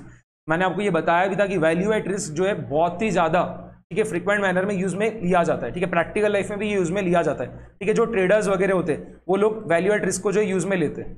ठीक है, वो लोग ट्रेडर्स वगैरह जब भी कोई पोजीशन वगैरह बनाते हैं उसके पहले वो देखते हैं कि हम ये जो पोजीशन बना रहे हैं उसके ऊपर हम मैक्सिमम कितना अमाउंट लूज कर सकते हैं। ठीक है, तो वैल्यू एट रिस्क वगैरह जो ट्रेडर्स वगैरह जो है बहुत ज्यादा यूज में लेते हैं। इसके अलावा जो है बैंक वगैरह हो गया, ठीक है, इंश्योरेंस कंपनीज वगैरह हो गई, ये लोग भी जो है वैल्यू एट रिस्क को जो है बहुत फ्रीक्वेंट मैनर में यूज में लेते हैं। ठीक है, तो क्या होता है, बैंक एंड इंश्योरेंस कंपनीज वगैरह क्या करती है, बहुत हैवीली इन्वेस्ट करती है। ठीक है, उनके पास जो इतना सारा पैसा आता है उसको वो लोग क्या करते हैं, इन्वेस्ट वगैरह करते हैं। तो लोग देखते हैं कि हमने जो इन्वेस्टमेंट वगैरह कर रखा है, ठीक है, उसके ऊपर मैक्सिमम कितना अमाउंट लूज कर पाएंगे एट गिवन कॉन्फिडेंस लेवल वगैरह। ठीक है, तो बैंक इंश्योरेंस कंपनीज वगैरह भी क्या करती है, बहुत ज्यादा वैल्यू एट रिस्क के जो टूल को जो है यूज में लेती है। बात समझ में आ गई? ओके, ठीक है। क्वेश्चन जो पूछेगा वो क्या रहेगा, वो पूछ लेगा कि what is value at risk. ठीक है, एंड उसके फीचर्स बताओ, वैल्यू एट रिस्क के फीचर्स बताओ। ठीक है, तो आपको वैल्यू एट रिस्क के फीचर्स जो है बताते आना चाहिए। ठीक है, ये पूरा मिला के 4 मार्क का क्वेश्चन बन जाएगा। ठीक है, डायरेक्टली फीचर्स पूछ सकता है वैल्यू एट रिस्क के, या फिर क्या करेगा, पहले पूछेगा कि वैल्यू एट रिस्क क्या होता है वो बताओ, और बाद में पूछेगा कि उसके फीचर्स जो है वैल्यू एट रिस्क के वो बता दो। ठीक है, कोई भी 4 फीचर्स बता दो वैसा। ओके, बात समझ में आ रही? तो यहां पर देखो हम फटाफट से जो वैल्यू एट रिस्क के फीचर्स है वो हम देख रहे हैं। ओके, यहां पर देखना पहला फीचर जो है वो क्या है, कंपोनेंट्स ऑफ कैलकुलेशंस। ठीक है, तो आपको पता ही है वैल्यू एट रिस्क हम कैसे निकालते हैं। वैल्यू एट रिस्क हम कैसे निकालते हैं, volatility in rupees multiplied by Z score multiplied by क्या होगा, square root of time period. ठीक है, तो यहां पर वॉलेटिलिटी इन रुपीज कैसे निकलता है, आपने जो इन्वेस्टमेंट कर रखा है multiplied by daily standard deviation. ठीक है, तो यहां पर आपके कंपोनेंट्स कौन कौन से हो गए, देखो एक तो आपको टाइम पीरियड लगता है। ठीक है, बात समझ में आ गई? एक आपको जेड स्कोर लगता है, और जेड स्कोर जो आपका किधर से निकल के आएगा, जो आपका जितने कॉन्फिडेंस लेवल पे आपको वैल्यू एट रिस्क निकालना है उधर से आपका जेड स्कोर निकल के आता है। ठीक है, और मैंने आपको ये बताया भी था कॉन्फिडेंस लेवल जो जनरली क्या होता है 95% या 99% ही रहता है। ओके, एंड तीसरा जो चीज है वो क्या है, लॉस इन परसेंटेज और इन अमाउंट। इसका मतलब ही क्या होता है, वॉलेटिलिटी इन रुपीज। ठीक है, लिखना है तो लिख लो फटाफट से, वॉलेटिलिटी इन रुपीज। इसको हम एक और चीज बोलते हैं, daily loss. Volatility in rupees जो है इसको ही हम एक और चीज क्या बोलते हैं, डेली लॉस। बात समझ में आ गई? ओके, बात समझ में आ रही है कि नहीं? तो वही लिखा था ना यहाँ पे, लॉस इन परसेंटेज और इन अमाउंट। ठीक है, तो आपने जितना इन्वेस्टमेंट कर रखा है multiplied by daily standard deviation, उससे क्या होगा, आपका वॉलेटिलिटी जो इन रुपीज निकल के आ जाएगा, उसको आप क्या बोल सकते हो, डेली लॉस इन रुपीज। बात समझ में आ गई? ओके, ये 3 आपके कंपोनेंट्स है वैल्यू एट रिस्क फाइंड करने के लिए। जो 3 कंपोनेंट्स है आपके, ठीक है, वो कौन कौन सा है, time period, then confidence level, क्योंकि कॉन्फिडेंस लेवल से आपका जेड स्कोर निकल के आएगा, और तीसरा जो चीज है वो क्या है, आपका वॉलेटिलिटी इन रुपीज। उसके लिए आपको क्या लगता है, स्टैंडर्ड डेविएशन लगता है। ठीक है, डेली स्टैंडर्ड डेविएशन जो है वो आपको लगता है। बात समझ में आ गई? ओके, ये पहला फीचर हो गया। दूसरा फीचर देखो क्या है, स्टैटिस्टिकल मेथड। ठीक है, वैल्यू एट रिस्क जो है आपका स्टैटिस्टिकल मेथड है। क्यों? क्योंकि यहां पर हम स्टैंडर्ड डेविएशन यूज में लेते हैं, और स्टैंडर्ड डेविएशन जो कैसे निकलता है, स्टैटिस्टिक्स किससे निकलता है। ठीक है, स्टैंडर्ड डेविएशन आपका एक मेजर ऑफ डिस्पर्शन है ना। ओके, तो इसके लिए क्या हो गया, वैल्यू एट रिस्क फाइंड करने के लिए आपको स्टैंडर्ड डेविएशन यूज में आता है। ठीक है, जब भी आपको वैल्यू एट रिस्क निकालना है तो आप क्या करते हो, स्टैंडर्ड डेविएशन यूज में लेते हो। ठीक है, इस वजह से वैल्यू एट रिस्क जो है वो क्या हो गया, आपका स्टैटिस्टिकल मेथड हो गया। बात समझ में आ रही, स्टैटिस्टिकल मेथड। ठीक है, क्यों बोल रहे हैं ऐसा, it is a type of statistical tool based on standard deviation. समझ में आ रहा है कि पहला फीचर क्या था आपका, कि वैल्यू एट रिस्क फाइंड करने के लिए कौन कौन से कंपोनेंट्स यूज में आते हैं। ठीक है, तो कंपोनेंट्स ऑफ कैलकुलेशंस, उसमें 3 चीजें आती है, टाइम पीरियड, कॉन्फिडेंस लेवल, और एक तीसरा चीज क्या आता है आपका, वॉलेटिलिटी। ठीक है, वॉलेटिलिटी मतलब क्या होता है आपका, स्टैंडर्ड डेविएशन। ओके, तीसरा जो दूसरा जो फीचर हमने देखा वो क्या, स्टैटिस्टिकल मेथड है। वैल्यू एट रिस्क जो है क्या है, एक स्टैटिस्टिकल मेथड है। वैल्यू एट रिस्क जो है आपका स्टैटिस्टिकल टूल है। ठीक है, जिसमें क्या होता है, स्टैंडर्ड डेविएशन आपका यूज में आता है, इसके लिए इस वजह से क्या हो गया, आपका स्टैटिस्टिकल मेथड हो गया। ठीक है, तीसरा फीचर देखो क्या है, टाइम होराइजन। ठीक है, वैल्यू एट रिस्क जो है, ठीक है, जब भी आप वैल्यू एट रिस्क निकाल रहे हो तो वहां पर क्या होता है, एक टाइम पीरियड आपका डिफाइंड होता है। ठीक है, कि आपने जो इन्वेस्टमेंट कर रखा है उस पर आपका मैक्सिमम प्रोबेबल लॉस कितना हो सकता है for a given time period. इसके लिए क्या हो गया, टाइम होराइजन करके यहां पर एक फीचर आ गया। बात समझ में आ गई? तो value at risk can be applied for different time horizon, से 1 day, 1 week, 1 month and so on. ठीक है, आपको वो पूछ सकता है कि आप मैक्सिमम लॉस लेवल निकाल के बताओ। ठीक है, एक ट्रेडिंग डे के लिए आप मैक्सिमम लॉस लेवल निकाल के बताओ, 4 ट्रेडिंग डे के लिए मैक्सिमम लॉस लेवल निकाल के बताओ, 10 ट्रेडिंग डे के लिए मैक्सिमम लॉस लेवल निकाल के बताओ, 1 महीने का मैक्सिमम लॉस लेवल निकाल के बताओ, 1 साल का, एंड सो ऑन। ठीक है, तो क्या हो गया, टाइम होराइजन। ठीक है, बात समझ में आ गई? तो value at risk can be applied for different time horizons. ठीक है, क्योंकि हमारे वैल्यू एट रिस्क निकालने का जो फॉर्मूला उसके अंदर एक चीज आती है ना, square root of time period. तो जैसे जैसे आपका टाइम पीरियड चेंज होते जाएगा वैसे वैसे क्या होगा, आपके वैल्यू एट रिस्क भी चेंज होते जाएगी। बात समझ में आ रही है? ठीक है, आप 1 दिन का भी वैल्यू एट रिस्क निकाल सकते हो, आप 2 दिन का भी निकाल सकते हो, 5 दिन का भी निकाल सकते हो, 10 दिन का भी निकाल सकते हो, 5 महीने का भी निकाल सकते हो, 1 साल का भी निकाल सकते हो, एंड सो ऑन। ओके, ये हो गया आपका तीसरा फीचर, टाइम होराइजन। ओके, चौथा जो चीज है वो क्या है? प्रोबेबिलिटी। ठीक है, आप जो वैल्यू एट रिस्क निकालते हो वो क्या होता है? एक certain percentage of confidence level पे निकालते हो। ठीक है, मतलब जैसे अगर आपका 95% कॉन्फिडेंस लेवल पे, आपका 95% कॉन्फिडेंस लेवल पे जो वैल्यू एट रिस्क है वो 10 लाख आ रहा है, इसका मतलब क्या है कि आपको जो मैक्सिमम लॉस हो सकता है गिवन टाइम पीरियड में वो कितने का रहेगा? 10 लाख रुपए का रहेगा, और ये आप 95% कॉन्फिडेंस लेवल के साथ बोल सकते हो। इसका मतलब ही क्या हो रहा है कि 5% चांस ये है कि आपका लॉस जो है 10 लाख रुपए से ज्यादा भी जा सकता है। ये आप 95% कॉन्फिडेंस के साथ ही बोल पा रहे हो ना कि मैक्सिमम लॉस जो है 10 लाख रुपए का रहेगा गिवन टाइम पीरियड में। इसका मतलब ही क्या कि 5% चांस ये है कि लॉस जो है 10 लाख रुपए से ज्यादा का भी जा सकता है। तो यहां पर क्या हो रहा है कि प्रोबेबिलिटी वाली चीज भी आ जा रही है। कॉन्फिडेंस लेवल मतलब क्या हो रहा है? आपकी प्रोबेबिलिटी वाली चीज आ जाएगी। ठीक है, तो assuming the values are normally attributed, probability of maximum loss can be predicted. यहां पर हम मानते हैं कि जो रिटर्न है, ठीक है, वो क्या है? आपके नॉर्मली डिस्ट्रीब्यूटेड। ठीक है, जो भी सिक्योरिटी में आप इन्वेस्टमेंट कर रहे हो, ठीक है, जैसे लेट सपोज करो, हमने जो मैंने आपको स्टार्टिंग में एग्जांपल दिया था कि आप 50 लाख रुपए इन्वेस्ट कर रहे हो टाटा मोटर्स के शेयर्स में, हम ये मान रहे हैं कि टाटा मोटर्स के शेयर्स का जो रिटर्न है, ठीक है, वो क्या है? Normally distributed. हम क्या मान रहे हो? क्या है? Normally distributed. ठीक है, तब जाके हम क्या करते हो? जेड स्कोर का वैल्यू निकाल पाते हो। बात समझ में आ रही? ठीक है, क्लियर हो रहा है ये चीज?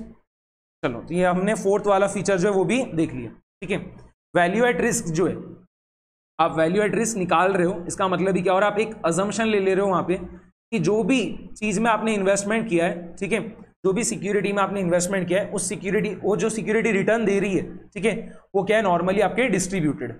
बात समझ में आ गई? ठीक है, फिफ्थ वाला जो फीचर है वो क्या है? Risk control. ठीक है, रिस्क कंट्रोल। जैसे मैंने आपको बताया था ना कि ट्रेडर्स वगैरह क्या होता है? वैल्यू एट रिस्क वाला कॉन्सेप्ट यूज में लेते हैं। ठीक है, देखो क्या होता है, ट्रेडर्स वगैरह जब भी पोजीशन बनाते हैं तो लोग क्या करते हैं? एक स्टॉप लॉस वगैरह लगा देते हैं। ठीक है, तो उनको अगर लग रहा है कि उन्होंने जो इन्वेस्टमेंट किया है, ठीक है, जो भी वो पोजीशन बना रहे हैं उसमें जो है उनको क्या हो रहा है? मैक्सिमम लॉस जो है वो हो सकता है, लेट सपोज करो 200 रुपए का।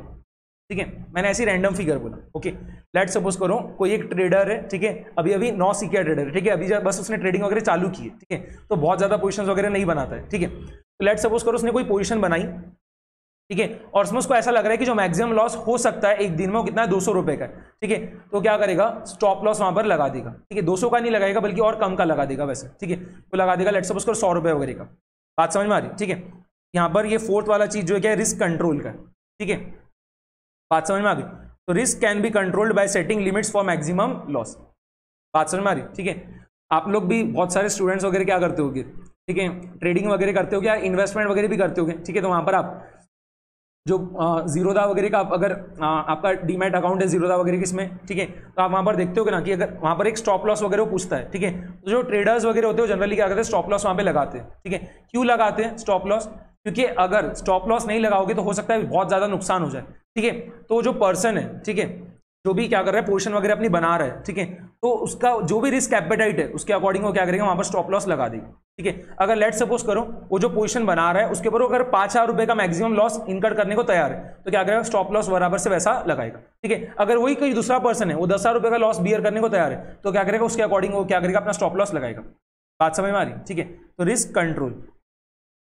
ठीक है, वैल्यू एट रिस्क जब वो निकालेंगे तो क्या होगा? उनको पता चल जाएगा कि उन्होंने जो पोजीशन बनाई है, उन्होंने जो इन्वेस्टमेंट करा है उसके ऊपर मैक्सिमम प्रोबेबल लॉस उनका कितना हो सकता है गिवन टाइम पीरियड में, उस हिसाब से क्या करते हैं? अपना स्टॉप लॉस वगैरह लगाते हैं। ओके, ये हो गया रिस्क कंट्रोल। एंड आखिरी जो चीज है वो क्या है? Z score. ठीक है, जेड स्कोर। जेड स्कोर 2.33 है। इसका मतलब क्या होगा कि जेड स्कोर 2.33, इसका मतलब क्या होगा कि 2.33 स्टैंडर्ड डिविएशंस अवे लाई कर रहा है आप मीन से। ठीक है, तो जेड स्कोर मतलब क्या हो रहा है? देखो, Z score indicates how many standard deviation is away from the mean value of a population. अभी जैसे मैं आपको बोल के बताया कि अगर आपका जेड स्कोर 2.33 आ रहा है, इसका मतलब क्या हो रहा है? जो पॉपुलेशन का मीन वैल्यू है, ठीक है, उससे आप 2.33 स्टैंडर्ड डिविएशन अवे लाई कर रहे हो। बात समझ में आ गई? ठीक है, जैसे देखो यहां पर मैंने क्या करा, ये कर्व बनाया, ये ध्यान से देखना, ये मैंने नॉर्मल डिस्ट्रीब्यूशन का कर्व बना लिया। ठीक है, ये आपका मीन वैल्यू रहेगा। ओके, ये लेट सपोज करो 99% कॉन्फिडेंस लेवल पे हम यहां पर आ रहे हैं।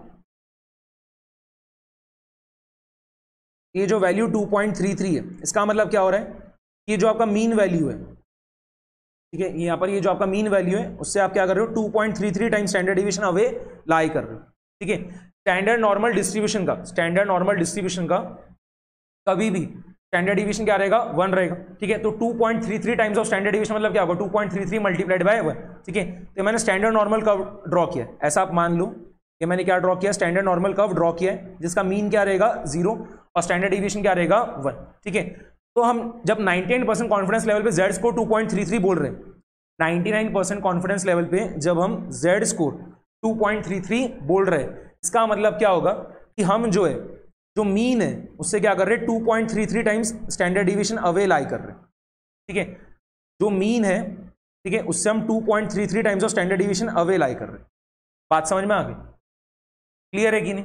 ओके, वो यहां पर लिख रखा है, समझ में आ गया। यहां पर हमने जो वैल्यू एट रिस्क के फीचर्स थे वो हमने पूरे देख लिए, ठीक है। क्या क्या फीचर्स है देखना।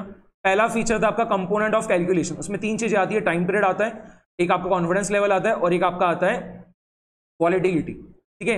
आपका जो लॉस अमाउंट है इन परसेंटेज टर्म्स और इन रुपीज, ठीक है। बात समझ में आ गई। दूसरा जो आपका फीचर था, ठीक है, वो क्या था, स्टैटिस्टिकल मेथड, ठीक है।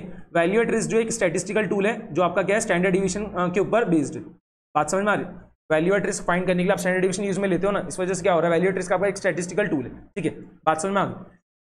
तीसरा जो फीचर था, ठीक है, तीसरा जो फीचर था वो हमने क्या दिखा था, एक रिस्क कंट्रोल वाला चीज था, ठीक है, कि वैल्यू एट रिस्क जब आप निकाल लेते हो, ठीक है, तो क्या होता है, वो आपको स्टॉप लॉस वगैरह मतलब रखने में क्या होता है, काम में आता है, ठीक है। बात समझ में आ गई। तो एक रिस्क कंट्रोल वाला भी हमने फीचर दिखा था, risk can be controlled by setting limits for maximum loss. बात समझ में आ गई, ठीक है। Risk can be controlled by setting जो है लिमिट्स फॉर मैक्सिमम लॉस। इसका मैंने आपको एक प्रैक्टिकल लाइफ का एग्जांपल दिया था, जो हम स्टॉप ट्रेडर्स वगैरह जो स्टॉप लॉस वगैरह लगाते हैं वो, ठीक है, जब वो पोर्शन वगैरह बनाते हैं उसमें स्टॉप लॉस वगैरह लगा के रखते हैं, ठीक है, वो क्या हो रहा है आपका रिस्क कंट्रोल। बात समझ में आ गई। एक जो चीज है वो होता है टाइम हॉराइजन, ठीक है, कि हम 1 दिन का भी वैल्यू एट रिस्क फाइंड कर सकते हैं, 2 दिन का भी फाइंड कर सकते हैं, 5 दिन का भी फाइंड कर सकते हैं, 7 दिन का भी फाइंड कर सकते हैं, 10 दिन का भी फाइंड कर सकते हैं, एंड सो ऑन, ठीक है। तो हम अलग अलग टाइम हॉराइजन के लिए वैल्यू एट रिस्क फाइंड कर सकते हैं। बात समझ में आ गई। एक होता है प्रोबेबिलिटी, ठीक है, जब भी आप वैल्यू एट रिस्क फाइंड कर रहे हो तो एक वहां पर हम अजम्पशन ले रहे हैं कि जो रिटर्न्स है वो क्या है आपके नॉर्मली डिस्ट्रीब्यूटेड है, तभी जाके आप वैल्यू एट रिस्क फाइंड कर पाओगे, ठीक है। जो भी चीज में आप इन्वेस्टमेंट कर रहे हो, ठीक है, उसके जो रिटर्न्स है क्या नॉर्मली डिस्ट्रीब्यूटेड है, ऐसा हम एक अजम्पशन लेते हैं, ओके। और एक आखिरी जो फीचर था वो था आपका जेड स्कोर का, ठीक है। जेड स्कोर मतलब क्या हो रहा है कि आप मीन वैल्यू जो है पॉपुलेशन के उसके कितने time standard division away lie कर रहे हो, वो होता है आपका जेड स्कोर। बात समझ में आ गई, ओके। चलो, तो ये हमने फीचर्स जो है वैल्यू एट रिस्क के वो भी हमने पूरे कंप्लीट कर ली। अब जो है एप्लीकेशंस ऑफ VAR, ठीक है, ये भी क्वेश्चन पूछा जा चुका है, ठीक है। वैल्यू एट रिस्क के एप्लीकेशन जो है लिखने को बोला था एग्जाम में, ठीक है। तो क्वेश्चन कैसा पूछेगा, वैल्यू एट रिस्क मतलब क्या है वो पूछ लेगा और बाद में पूछेगा एप्लीकेशंस ऑफ VAR जो है वो लिख के बताओ, ठीक है, 4 मार्क के लिए वैसा, ठीक है। तो एप्लीकेशंस ऑफ VAR देखो क्या रहेगा। पहला जो है एकदम ही आसान है, to measure the maximum possible loss on any portfolio और ट्रेडिंग पोजीशन। बात समझ में आ रही, ठीक है। To measure the maximum possible loss on any portfolio और ट्रेडिंग पोजीशन, ठीक है। ट्रेडर्स वगैरह जो पोजीशन बनाते हैं, ठीक है, उसके ऊपर उनको मैक्सिमम पॉसिबल लॉस कितना हो सकता है उसको आप वैल्यू एट रिस्क के थ्रू जो है मेजर कर पाओगे। बात समझ में आ रही। या इन्वेस्टर्स वगैरह जो भी अमाउंट इन्वेस्ट कर रहे हैं, ठीक है, पोर्टफोलियो में या फिर जो भी कैपिटल इन्वेस्टमेंट वो कर रहे हैं, फॉरेन एक्सचेंज में जो भी इन्वेस्टमेंट वो कर रहे हैं, ठीक है, उसके ऊपर उनको मैक्सिमम पॉसिबल लॉस कितना हो सकता है वो लोग क्या करेंगे, वैल्यू एट रिस्क के थ्रू मेजर कर पाएंगे। बात समझ में आ रही, ओके। ये पहला हमने एप्लीकेशन देख लिया, ठीक है। इसके अलावा देखो क्या होता है, बैंक्स इसको यूज करती है as a tool for asset and liability management, specially in banks. बात समझ में आ गई, ठीक है। इसके अलावा जो है देखो, to fix limits for individuals dealing in front office of a treasury department. इसके बाद क्या दिया है, to enable the management to decide the trading strategies, ठीक है। ये सब आपको ध्यान रखना पड़ेगा। और एक और जो चीज दिया है वो क्या है देखना, as a benchmark for performance measurement of any operation और ट्रेडिंग। बात समझ में आ गई। तो वैल्यू एट रिस्क की इन्होंने 5 एप्लीकेशंस दे रखे, आप 4 तो भी एटलीस्ट ध्यान में रख लेना, ठीक है। तो पहला वाला तो एकदम ही आसान था कि आप क्या कर रहे हो, जो भी आप ट्रेडिंग पोजीशन बना रहे हो, ठीक है, या फिर जो भी आप इन्वेस्टमेंट वगैरह कर रहे हो उसके ऊपर आपको जो मैक्सिमम लॉस हो सकता है उसको मेजर करने के लिए आप वैल्यू एट रिस्क को यूज में लेते हो, ठीक है, to measure the maximum possible loss on any portfolio और अ ट्रेडिंग पोजीशन। एक चीज क्या था, बैंक उसको यूज में लेती है for asset and liability management, as a tool for asset and liability management specially in banks, ठीक है। एक तीसरा चीज था कि जो ट्रेजरी डिपार्टमेंट है, ठीक है, उसका जो फ्रंट ऑफिस है, ठीक है, फ्रंट ऑफिस उसको क्या करते हैं, यूज में लेते हैं to fix limits for individuals dealing in front office of a treasury department, ठीक है। To fix limits for individuals dealing in front office of a treasury department. ठीक है, एक चीज क्या था, मैनेजमेंट जो है, ठीक है, मैनेजमेंट को जो भी ट्रेडिंग स्ट्रेटेजीज वगैरह बनानी है, ठीक है, वो बना सकती है वैल्यू एट रिस्क वगैरह को यूज में लेके वैसा। ठीक है, तो to enable the management to decide the trading strategies. ठीक है, बात समझ में आ रही। और एक क्या चीज था, as a benchmark for performance measurement of any operation और ट्रेडिंग। ठीक है, as a benchmark for performance measurement of any operation और ट्रेडिंग। बात समझ में आ रही, क्लियर हो गया ये चीज। तो एप्लीकेशंस ऑफ वीएआर में 5 पॉइंट है। ठीक है, ध्यान रखना पड़ेगा। पहला क्या था आपका कि अगर आप कुछ भी ट्रेडिंग पोजीशन वगैरह बना रहे हो या फिर आप कुछ भी इन्वेस्टमेंट वगैरह कर रहे हो, उसमें आपको जो मैक्सिमम लॉस कितना हो सकता है वो मेजर करने के लिए वैल्यू एट रिस्क को यूज में ले पाओगे। बैंक्स उसको यूज में लेती है। ठीक है, as a tool for asset and liability management. इसके अलावा क्या होता है, ट्रेजरी डिपार्टमेंट जो है, ठीक है, उसके इंडिविजुअल्स जो डील करते हैं फ्रंट ऑफिस में, वो लोग भी क्या करते हैं, वैल्यू एट रिस्क को यूज में लेते हैं। ठीक है, to fix limits for individuals जो है dealing in front office of a treasury department. ठीक है, इसके अलावा क्या चीज था, मैनेजमेंट को जो भी ट्रेडिंग स्ट्रेटेजीज वगैरह डिसाइड करनी है उसके लिए क्या करते हैं, वैल्यू एट रिस्क को जो यूज में लेते हैं। ठीक है, to enable the management to decide trading strategies. और एक क्या था, as a benchmark for performance measurement of any operation और ट्रेडिंग। ठीक है, ट्रेडर्स वगैरह, ठीक है, जो भी मतलब अपना पोजीशंस वगैरह लेते हैं उसमें उन्होंने कितना रिटर्न वगैरह अर्न किया, ठीक है, उसको क्या कर पाएंगे वो लोग, कंपेयर कर सकते हैं वैसे। ठीक है, एक बेंचमार्क वगैरह लेट्स सपोज करो सेट कर दिया, ठीक है, कि जो ट्रेडर्स है, ठीक, इंडिया में जो ट्रेडर्स है वो क्या हो रहा है, ऑन एन एवरेज जो है साल का 7% बनाते हैं। ठीक है, बात समझ में आ रही। तो अगर आप जो है 12% बना रहे हो, मतलब आप क्या कर रहे हो, जो बाकी के ट्रेडर्स हैं इंडिया में, ठीक है, उससे आप क्या कर रहे हो, ज्यादा अच्छा परफॉर्म कर रहे हो, वैसा हो गया। ठीक है, तो as a benchmark for performance measurement of any operation और ट्रेडिंग। बात समझ में आ गई, as a benchmark for performance measurement of any operation और ट्रेडिंग। ठीक है, आप जो भी ट्रेडिंग कर रहे हो या फिर जो भी आप बिजनेस ऑपरेशन वगैरह परफॉर्म कर रहे हो, ठीक है, तो उसमें आपको अपना परफॉर्मेंस मेजर करना है। ठीक है, तो उससे आप क्या, उसके लिए आप क्या करोगे, जो भी बेंचमार्क सेटअप वगैरह कर रखा है, ठीक है, उससे आप क्या करोगे, अपने आप को कंपेयर करोगे। ठीक है, उससे क्या होगा, आपको पता चल पाएगा कि आपने कैसा परफॉर्म किया है। बात समझ में आ रही, ओके। जैसे लेट सपोज करो इंडिया के जो बेस्ट ट्रेडर्स वगैरह, ठीक है, वो लोग क्या कर रहे हैं, साल का 25% रिटर्न बना रहे हैं। ठीक है, मैं इसके हाइपोथेटिकल फिगर्स बोल रहा हूँ। और अगर आपने क्या करा, 12% फिगर बनाया, तो वहां पर आपके पास और स्कोप है इंप्रूवमेंट का। बात समझ में आ रही, ठीक है, आपने पोजीशंस वगैरह और देख के बनाना चाहिए और बराबर से आपने स्ट्रेटेजी वगैरह डेवलप करना चाहिए। ठीक है, क्योंकि जो बेस्ट ट्रेडर्स है वो 25% रिटर्न बना रहे हो और 12% ही बना पा रहे हो, तो स्कोप है ना आपके पास इंप्रूवमेंट का। वैसे बात समझ में आ रही, जो एवरेज, ठीक है, एवरेज में जो ट्रेडर्स रिटर्न बना रहे हैं इंडिया में 7% है, आप 12% बना रहे हो, तो क्या हो रहा है, आप ऑन मतलब क्या हो रहा है, जो एवरेज ट्रेडर्स वगैरह, ठीक है, उनसे तो आप अच्छा परफॉर्म कर रहे हो। ठीक है, बट क्या हो रहा है, आपसे ज्यादा अच्छा परफॉर्म करने वाले भी और ट्रेडर्स है, ठीक है, जो क्या कर रहे हैं 25% 30% रिटर्न भी बना रहे हैं। तो वहां पर आपने क्या करना चाहिए, और बराबर से थोड़ा और स्टडी करना चाहिए और बराबर से स्ट्रेटेजी वगैरह डेवलप करना चाहिए। वैसे करके आप क्या कर रहे हो, परफॉर्मेंस मेजरमेंट कर रहे हो। बात समझ में आ गई, ओके, ठीक है, ये हो गया आपका एप्लीकेशंस ऑफ वीएआर। तो फीचर्स भी देख लिया हमने वैल्यू एट रिस्क के, और साथ में हमने एप्लीकेशंस भी देख लिया वैल्यू एट रिस्क का।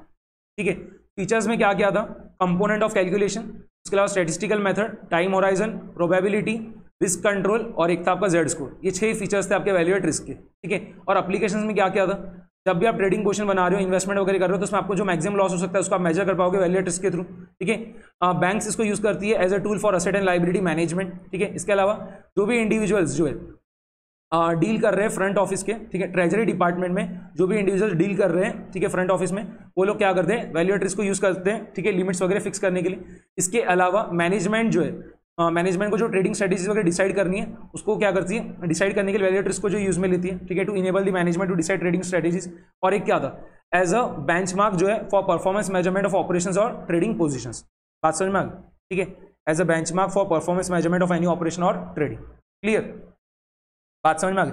ये 5 एप्लीकेशंस थे आपके वैल्यू एट रिस्क के, समझ में आ गया। तो हमने वैल्यू एट रिस्क के जो भी थियरी क्वेश्चंस बन सकते थे वो भी हमने पूरा देख लिया। Features of value at risk and applications of value at risk को हमने पूरा देख लिया। And what is value at risk, ठीक है, वैल्यू एट रिस्क मतलब क्या होता है वो हमने स्टार्टिंग में पूरा देख ही लिया था। ठीक है, तो हमने पूरा कंप्लीट कर लिया। इसके अलावा जो भी न्यूमेरिकल क्वेश्चंस वगैरह बन सकते थे वो भी हमने पूरे देख लिए। ठीक है, तो वैल्यू एट रिस्क का जो भी क्वेश्चन आएगा उसको आपने अब इजीली बना लेना चाहिए। ओके, बचा हुआ जो पार्ट है इसका वो क्या है, आपका अलग अलग टाइप के रिस्क दे रखे। ठीक है, उसको हम क्या करेंगे, नेक्स्ट वाले पार्ट में कवर कर लेंगे। ठीक है, आप इसको वैसे थोड़ा ऊपर ऊपर से रीड भी करोगे तो आपको समझ में आ जाएगा। ठीक है, ऐसे पूरा पूरा कोई याद रखने की जरूरत नहीं है। ठीक है, नेक्स्ट वाले पार्ट में मैं क्या करूंगा, आपको एकदम शॉर्ट में पूरा बता दूंगा। ठीक है, यहाँ पर जो अलग अलग टाइप की रिस्क दे रखी है, strategic risk, compliance risk, operational risk, फिर फाइनेंशियल रिस्क में और अलग अलग रिस्क आती है वो सब चीज़, ठीक है। फिर उसके अलावा क्या करेंसी रिस्क है, ठीक है, इंटरेस्ट रेट रिस्क है, ये सब चीज़ जो है, पॉलिटिकल रिस्क है, काउंटर पार्टी रिस्क है, इसको क्या होगा मैं आपको नेक्स्ट क्लास में जो है एकदम शॉर्ट में बता दूंगा, या फिर आप खुद से भी इसको रीड करोगे तो क्या होगा आपको समझ में आ जाएगा, ठीक है। एक ऊपर से थोड़ा रीड करके रख लो, इन केस कभी थियरी क्वेश्चन आया तो आपको आंसर करते आ जाना चाहिए इसके लिए, ओके क्लियर। बट जो इंपॉर्टेंट पार्ट था चैप्टर का वैल्यू एट रिस्क, वो हमने क्या करा आज की क्लास में जो है पूरा कंप्लीट कर लिया, ठीक है, theory as well as practical part उसका, ओके चलो। तो जो नेक्स्ट वाला पार्ट है उसको हम क्या करेंगे दूसरी क्लास में देख लेंगे, ठीक है। तो अराउंड एक 40 मिनट्स का वगैरह क्लास रखेंगे, उसमें क्या करेंगे 40-45 मिनट्स में ये जो भी रिस्क दे रखी है उन्होंने इतने सारी, ठीक है, वो क्या करेंगे हम एकदम ब्रीफ में जो है पूरा डिस्कस कर लेंगे, ठीक है। हर रिस्क का मैं आपको मीनिंग वगैरह बताते जाऊंगा, जिससे एग्जाम में अगर आ जाता है तो आप उसके बारे में थोड़ा बहुत लिख पाओगे, बट आपको एक बार रीड कर लेना है, ठीक है। अराउंड एक 4-5 पेज ही तो है, उसको एक बार रीड कर लेना तो अच्छा रहेगा। इनकेस अगर कुछ एमसीक्यू वगैरह वो पूछ लिया तो आपको उसका आंसर देते आ जाएगा फिर वैसे, ठीक है, उस पर्पज के लिए, ओके चलो। तो आज क्लास यहाँ पे ही एंड कर रहे हैं, मिलते हैं नेक्स्ट क्लास में, बाय बाय एवरीवन।